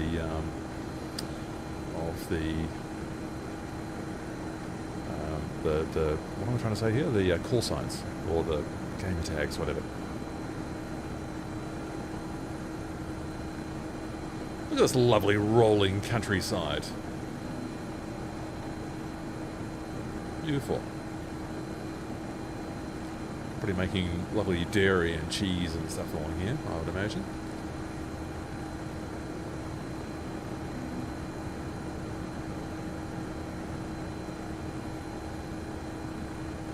Well, this river's not very much anymore, is it?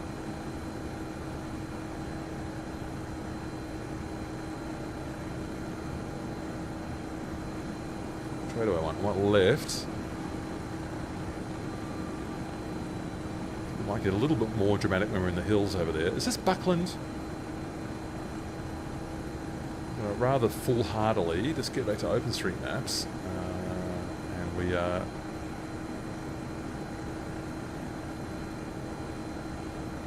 we'll be following the highway, ultimately. If I had Navigraph working, I would be able to do that properly, but I don't. So I can't. So this is Buckland, I think. So we're looking for the highway. Oh, it's going out that way, actually. Is that the road I want? There's the power lines. Okay, sorry. I think I've just made a bit of a boo-boo there. Let's just get around here a bit more. Easiest way will be to follow the Tasman Highway.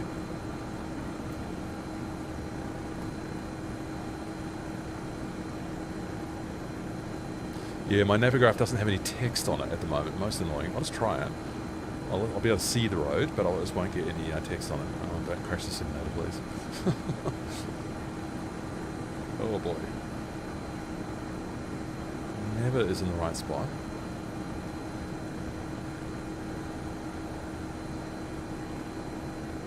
That's Buckland, okay. So we're going to just be, at this point we'll just be following the road.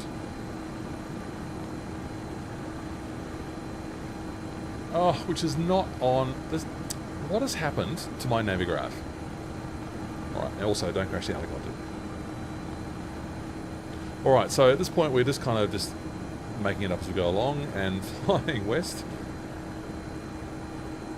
Don't crash the helicopter.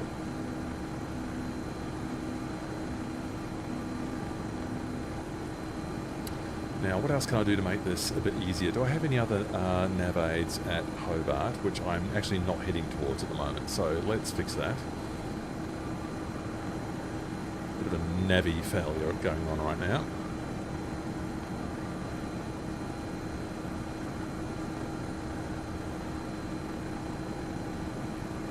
Basically, we're just hugging the hills. We're heading down to kind of Sorel.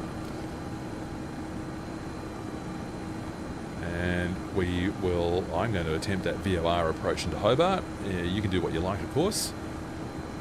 You can either follow me on that pretend VOR approach, or do what you like.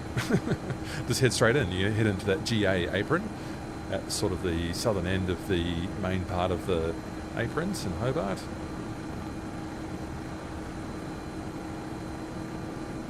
Vertical flying, you are QB Minecraft. Nice to see you in the chat. Great to see you. Welcome to another stream. Nice to see familiar faces around. Nice to see new faces too. You are all welcome. So we're at 1,700 feet now. That's good.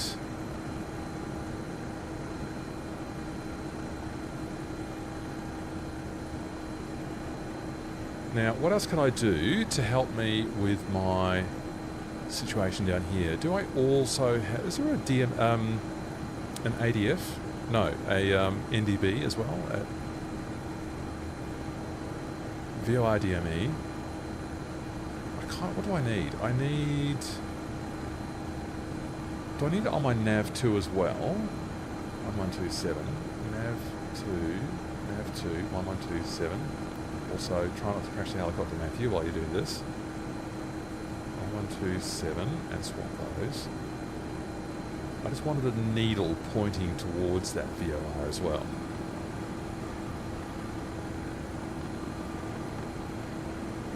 Getting a bit fast, that's probably not going to be very helpful. Do you know what I'll do? What's happened here now? That's something a bit odd happened there. Right, I am going to go back into attitude retention. I am going to synchronize the heading. and hold that heading, and I'm going to ask for 2,000 feet, and I'm going to pre-select that, and I am not going to climb like a maniac. I'm going to lower the collective at this point, and I'm also going to ask for it to hold that vertical speed of 115, back to where we were before our little river run there,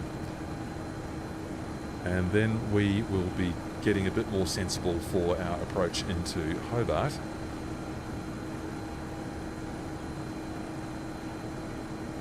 Which is pretty much dead ahead right now. Is that Kunanyi, Mount Wellington again?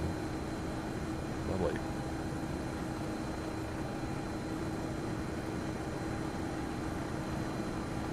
So 10 nautical miles to go until we overfly Hobart. So, like I said, I'm going to attempt this VOR approach, so I will just bring up the chart. I mean, this is for jet arrivals and so forth, or maybe multi-engine, but I just think it'd be just fun to, what am I doing? Fun to try out the sort of IFR kind of features inside the, who was that in that? Whoa, now what's happened? Okay, I pushed the wrong button and then that happened, so let's try and fix this. And that's how Matthew crashed in the live stream. Okay, what on earth just happened? Wow, that was a spectacular fail. I don't know actually what that was. And now I... oh boy. So I think I pushed the A key instead of whatever it was I was trying to do. And that has turned into the most spectacular fail. I'm going to try and catch up with everyone by just cheating with the slew. Alright, now, if you wouldn't mind, helicopter, I would love it if you just stopped trying to crash me.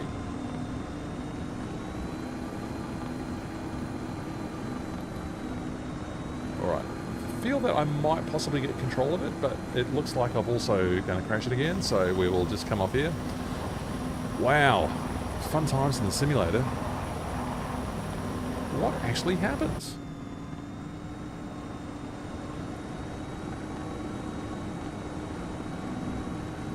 Yeah, I'll be giving an altitude warning too. It's going to use the input viewer because I think there's a ridiculous amount of... Yeah, there you go. It's just put in some stupid trim. And then I've hit the ground. Fantastic. Well, it's always going to be, you know, someone's going to have a bit of a, you know, issue at some point during the stream. And today it's me. For daring to want to try something as sensible as a VOR approach. The helicopter has rebelled.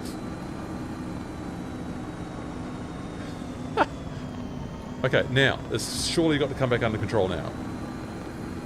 Nope. I'm gonna... Okay, fine. You can sit on the ground. Okay, oh, I don't know. What? Right. Oh, now you're gonna take off?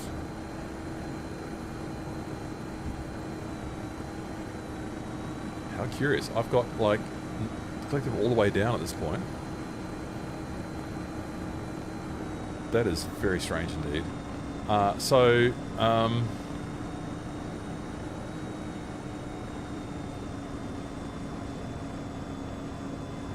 mean, I've had two of those today, haven't I?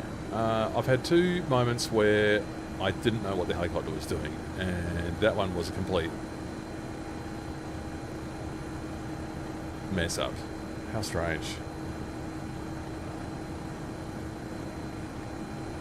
Oh my. Right, have I actually possibly got this under control? God, that was horrible. Well, I've got no idea, again, what that was. So that was just some part of the sim just freaking out. Or this module, I don't know. Wow, how disappointing. So we'll try and get this sorted out again. So VS is, we're going to ask that to go up. 500 feet a minute. We'll ask for VS to not be that fast, down to 115 again. God, sorry people, that's terrible. I think I pushed the A key. What does that do? Does that disable the autopilot? And then it just went completely mental. Wow, how disappointing. So what about my VOR approach? Oh, well, you dropped out into the ocean out of nowhere, indeed. So I want 2,000 feet, and I'm still going to try this VOR approach, even though that was just a complete catastrophe.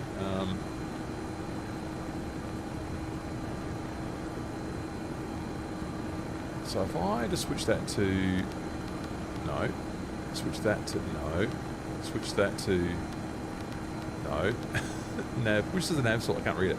Attitude, heading source. No.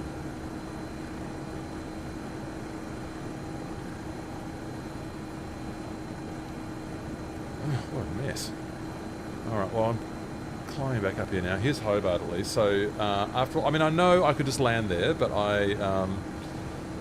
while you all make yourselves comfortable on the GA apron and I do this pointless VOR approach, maybe you could start putting in your questions, your feedback, your ideas, your comments, your whatever you want. Approach into runway 30, VOR, and we're going to go out on the 96 outbound. God. What a shambles.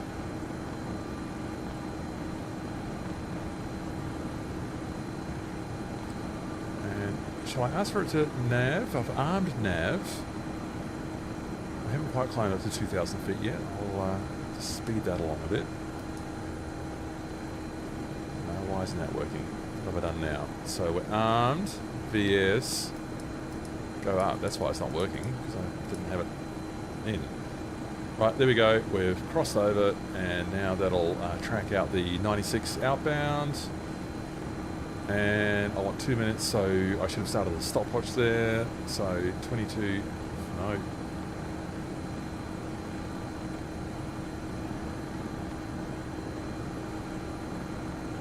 Elapsed time control, no.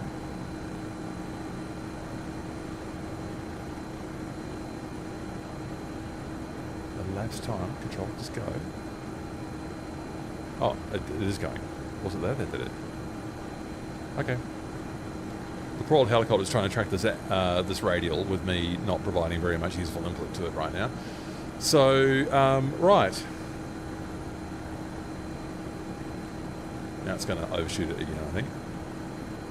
I should have just been using the heading hold there, but I was concerned with also getting the time started. So I'm supposed to be 2 minutes out on this, but I wasted a minute 30, 30 seconds. So at a minute 30, I'm going to start my turn back on to the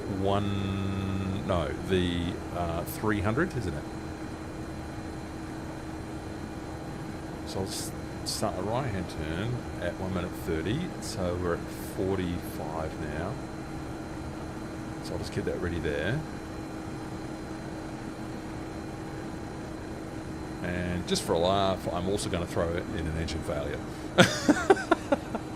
Because everything's going so smoothly. Right, so what's happened? What's it going to do? So we've got a new scale here. So we're allowed, I think, 2 minutes in there. Out of fly, no kidding, because I just did that deliberately. So it draws a new scale and it gives you new limits. So I would be in the red right now if I were in 2-engine. But I've deliberately tried to make this a bit harder.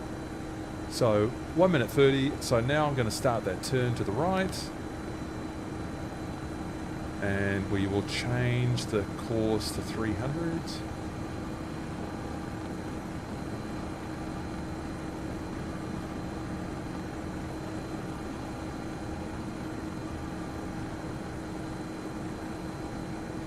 Just still can't quite see. And I think I might possibly not be about to wreck this. No, that's wrong. So I need to go more this way. Matthew. Dear idea. So we turn to the right, and then we'll be in a reasonable position to just do the final approach onto the runway. And have I left the landing light on the whole time as you usually do? No, I actually did have that off. So we've got one engine in operation only. And we'll arm the navigation there again, and that will capture that 300 radial while I just check that we aren't... I suppose I could slow down a bit, and that could take a bit of strain off the engine. Get us back into the green maybe. And there we are. The VOR approach did kind of work.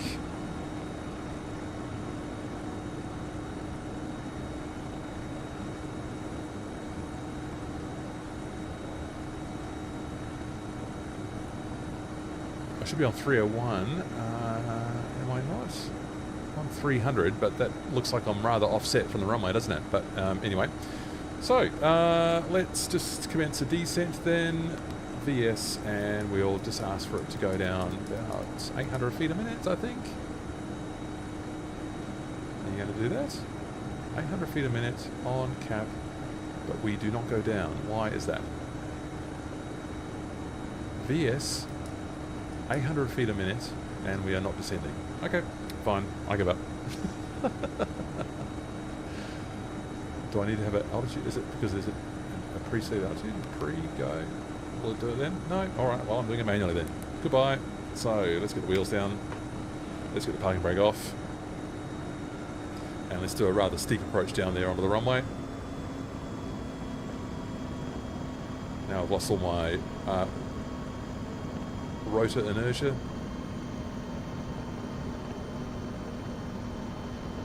That doesn't sound good, does it? I think we've just got into a strange place in the simulation again, so it's not doing what it should do. The rotor speed should be coming up right now.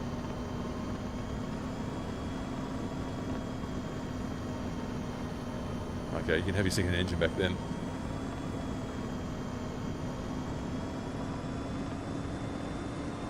Well, I've got to say I have found a couple of quirky things in the updated S76 today. Why am I going so fast with the nose up?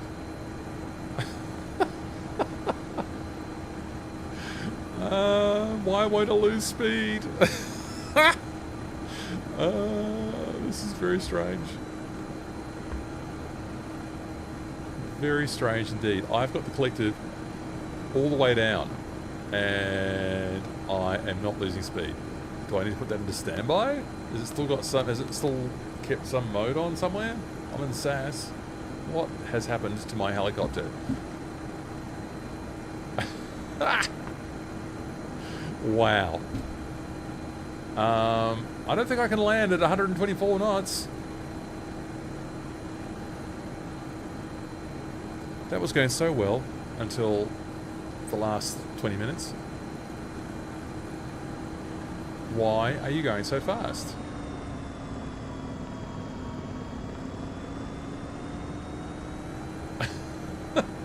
The collective seriously is on the floor right now, and this helicopter is not behaving like it should do.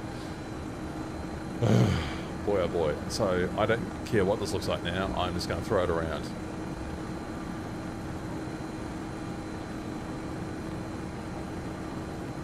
All right, well, Josh and Yannick, you've done some great work, but this is not working very well for me today, and I can't quite explain why.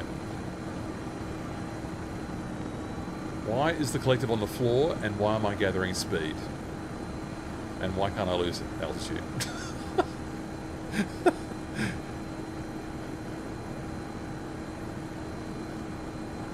Very strange. Very, very strange behaviour. So I'm going to have to cheat. I wonder if just doing it in a slew will help wake it up. No. Collective's on the floor. I actually cannot go down. Absolutely bizarre. Absolutely bizarre. It's climbing. Why won't you go down? Is there some... Huh? Right.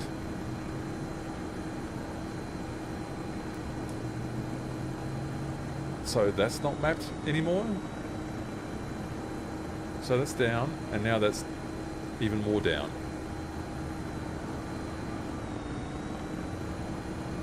Wow, this is where the Livestream host loses control of his helicopter. Very strange indeed.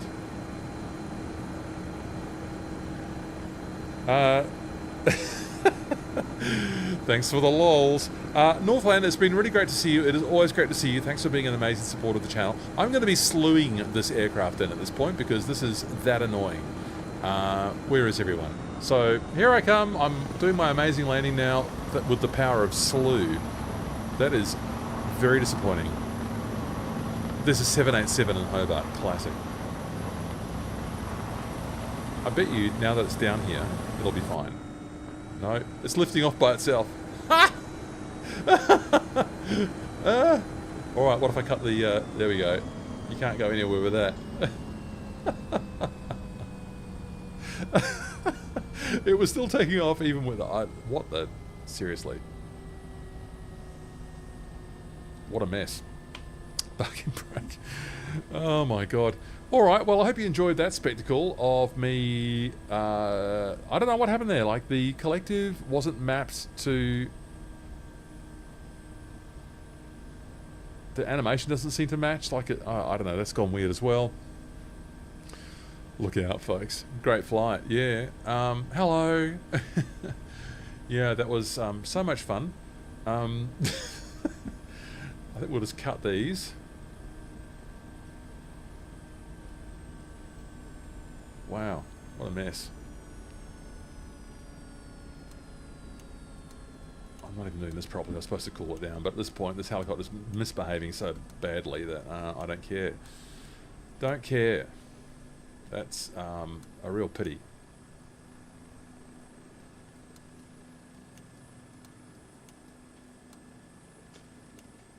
All right.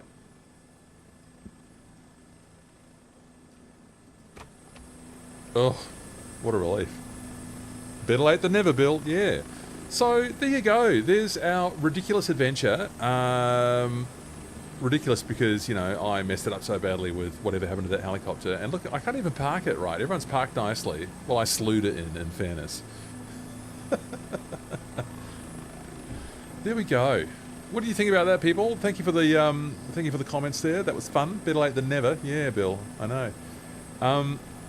So where are we going to go next time? I'm feeling some enthusiasm for Queenstown, Glenorchy.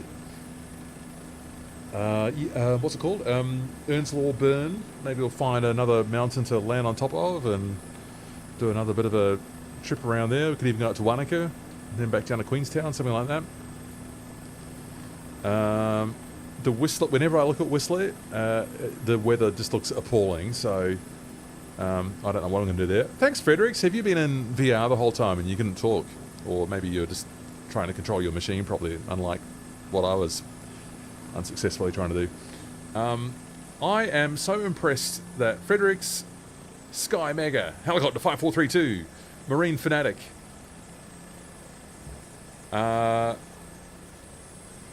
who was this one over here? Don't know. I think have I called out all the people who came the whole way? I'm so impressed you stayed with us the whole way. Oh, amazing. And the people who joined in halfway through, QB Minecraft, Bill Baggins, Divine Simon, you are super welcome. Shusan 358. I haven't seen you yet, but hello. You just caught the end of our little parking lot situation here.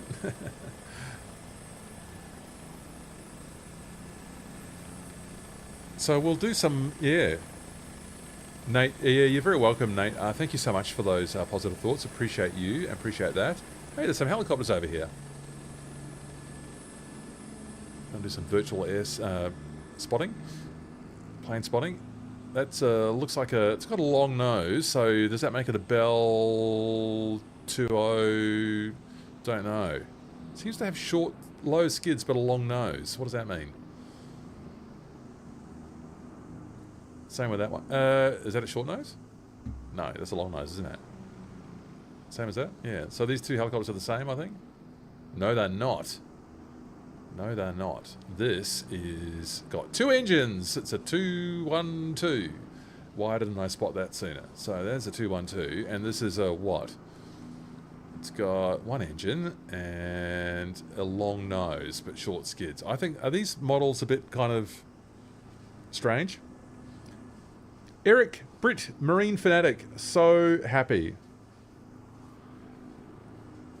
Yeah, Andrew, Macro Cannon on Discord. I've still been toying up whether I should get a Discord server. Could someone just tell me, should I get a Discord server? I don't know if the world needs more Discord servers, but then, like, it doesn't need to be a massive one with millions of channels. Sometimes people, obviously with high hopes, set up their Discord server with like thousands of channels, and then it's just a bit hard to manage. I think that maybe I should or could get a Discord server. Oh, Mark, you've never been down under. Well, you are welcome. You are so welcome. And Helicopter 911, you were in VR the whole time. Fantastic. You didn't get to... So you heard me droning on with all my silly adventures. But you enjoyed the view as well. Thanks for sticking with us. Helicopter 911 and Fredericks. Yes, so Fredericks, yes, you're saying I should get myself a Discord server. Let's fly. I mean, it's doable. What, you just have to pay for the monthly subscription on your Nitro or something, don't you? I'll look into it.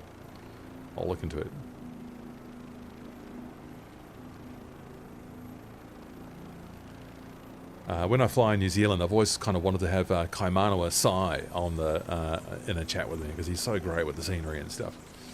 Having a talk about things as we go. Here you go, Fredericks halfway sunk into the ground. Same with Divine Simon. Yeah, and like I said, I suppose if there is a Discord server, it doesn't need to be all things to all people. You can just keep it reasonably simple. I'm just keen to keep things simple. Foveated rendering. I actually haven't. I did try foveated rendering, and with the Pimax crystal light, it's fixed, so it just renders at a higher resolution just the middle of your view. That's fine for me. Bilbo Baggins, you're so short. Well, it goes with the territory with a name like Bilbo Baggins. Bill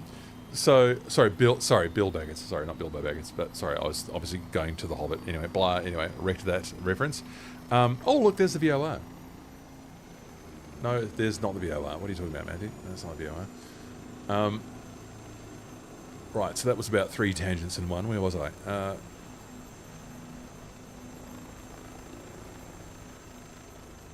Chatting and... Oh, foveated rendering, yeah. But I didn't need to...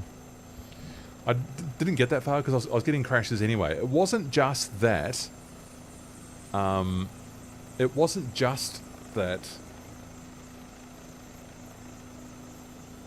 It was crashing to death. I mean, my frame rates were fine. Like, the frame rates were not a problem. I just turned down the detail so that I could get good frame rates. And like I said, I was getting like 80 or maybe 50 or 80, but then I'd get these spontaneous slowdowns to something ridiculous like 8 or 15 or something. Yeah, Andrew, you could use the comms channel on the helicopter flight server. That's a New Zealand one, and people could join that if they wanted to join in. I probably wouldn't be able to go on that because then you'd be getting my voice twice, I think, if you were on the YouTube stream as well. But you could sort of maybe talk amongst yourselves, and then I'd probably miss some of the good stuff. If I had like a membership thing, or if I had trusted members or something, then I could maybe put that voice channel onto the stream as well. I just don't want to end up in a mess with things going out on the stream that aren't supposed to be on the stream, you know what I mean? So that's maybe requires a bit of management, and maybe like a volunteer moderator or something who could maybe help me out while I'm running the stream. But yeah, these things are all possible. These things are all possible.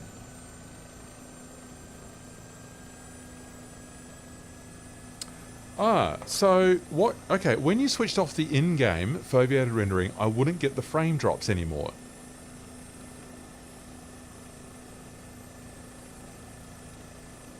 Right, but you're in a Quest 3.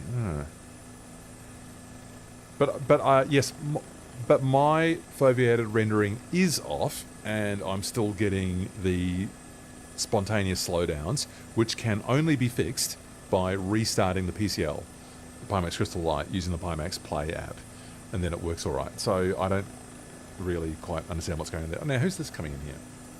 Have we got... Oh, DJ BMS. Okay, cool. Hello.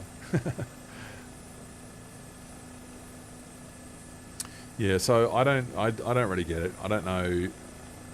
I mean, I'm on an AMD system, and people go, oh, well, it's got the compatibility is not as good, and like, yeah, okay, but like, it needs to be able to work with more than just NVIDIA, right? I mean, yeah, I'm working on it. But thanks. Yeah, I hope I find a solution as well, Helicopter 911. I agree. Yes, Bill. So you've got Pimax Crystal Light. Yes. You have no foveated rendering in Pimax Play. Same. You just use the in-game fixed foveated rendering. Good. Okay. That's what I want to do, but I haven't even switched that on, and I'm still getting these spontaneous slowdowns. So even with that off, Bill, I can get 80 frames, right?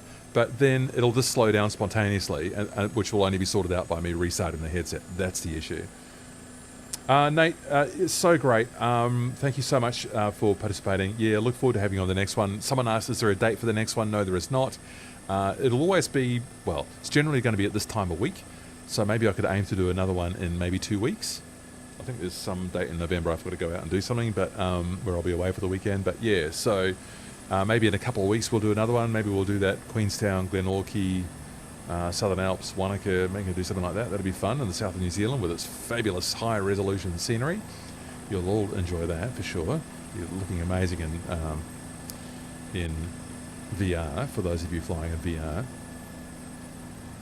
So yeah, we'll aim for a couple of weeks. We'll do that Southern Alps one, and look forward to seeing what people make of that. Don't know what helicopter I'll be flying. Might go back to might try the Cowan H130 and just use the HeliSAS. That could be interesting. Bill, yeah, you're running NVIDIA and it's just fine for you. Okay, good. Different setups, that's true. VR always takes some dial-in time, no kidding. Andrew, yeah, thank you so much. I really appreciate you and your participation. Thank you for being an excellent person, and enjoyed your flying today as well. Yeah, I hope we'll catch you on the next one too. Thank you so much. Here, Tiger Moth, thanks for staying up late. You are always welcome. Please come again. Yeah, we'll do another one, yeah, like I say, in a couple of weeks and see what people think. See where we can go. Who's still on the apron here with us? This scenery is a little bit out of date. Still got the Qantas 717. They are no more. They are gone. They are a thing of the past. So, oh, that's nice. Got a Tasmania livery too. Cute. Yeah, so those are what's it? Q-Link are flying a 767-400 classic, flying A220s now. So I haven't been on one of those yet. What are you doing, Cube Store? Having a little tour of the airport in your H125.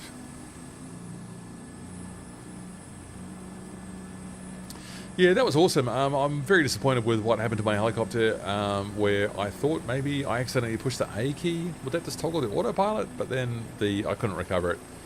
The collective wasn't mapped properly anymore, and there was some weird trim went in, and it was just a complete mess. So that was a real pity, because I was going pretty smoothly, apart from that weirdness on the top of Kunanyi. I might go and test it again. Can't explain that. Yeah, Bill, I'm so happy you supplied the flight plan. I modified it a little bit, so thank you for accepting that as part of that process. Yeah, and aren't you lucky having this beautiful day in Hobart? So yeah, you go and enjoy your barbecue.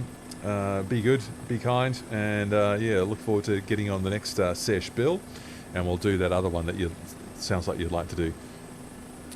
Av Apollo, do you find Cowan's flight models realistic? Well, a realistic flight model for one person will be unusable for another, so flight models are always subjective. Cheers, Bill, take care. So I would suggest that this S-76 feels like a big, heavy, not particularly responsive helicopter, which is what you'd expect. So I'm fine with the way this feels. I don't know what happened with the SAS and the attitude retention there. That just completely lost it on that when we were coming into Sorel and coming, from the valley there. That was terrible. So that was just some glitch in something somewhere. I don't know what it was. The other flight models I particularly like the Bell 206L3, which is what I might take on the. No, I might take the H130 on the Queenstown live stream. So it just depends. Avapollo. I'm not bothered by them, but other people. I mean, there's all. If you find 10 people, you'll get 10 different opinions on what the flight model's like. I mean, I quite like the default H125 flight model, but then now it's got that glitch where it hangs onto the ground and twists weirdly. I haven't tried the H125 for a while, and I haven't tried the 500E for a while. So I'm going to do the H130 next time. And I really, as I said, I do like the 206L3, the Long Ranger. And I really love this S76, despite what it did to me today. Which was not good. So we'll have to find that out. I don't know what it was. Very strange. Very strange. Well, people, you have been excellent. I'm very grateful for you. What am I looking forward to next? I feel Taug's Hangar is going to come out with something before too much longer, so I'm hoping, I don't know any facts here, but I'm hoping we might get another new helicopter to play with before Christmas. That'd be nice for people, I think. Whether it's the Dauphin or another one, that is yet to be seen. I don't expect any new releases from Cowan for a while. I think they've got a bit of catch up to do to get a few things together. I hope they get some more sales for these machines, which I really like. Nice flying there, QB Minecraft. That MH53 that A320 mentioned before, that's probably next year, I think, at this point. Motion Duck, haven't seen you yet. Hello. So we'll just have to be patient and see what comes out, I think, at this rate. Maybe I should try that 429. Just do a quick hit on the 429. Could be a little fun thing to do. Get that out on the channel. Let people know that there's a freeware option. All right, people, you've been excellent. Really grateful for you. I really hope you'll take care of yourself. You're always welcome to drop more comments into the chat afterwards. YouTube seems to take an awful long time to process these streams these days, I've noticed, so I don't know whether that's open for you to continue the chat. But if you've got the window open now, you certainly can. I'll keep an eye on what you're saying. And I really look forward to seeing you next time. You've been so great. Thank you, people.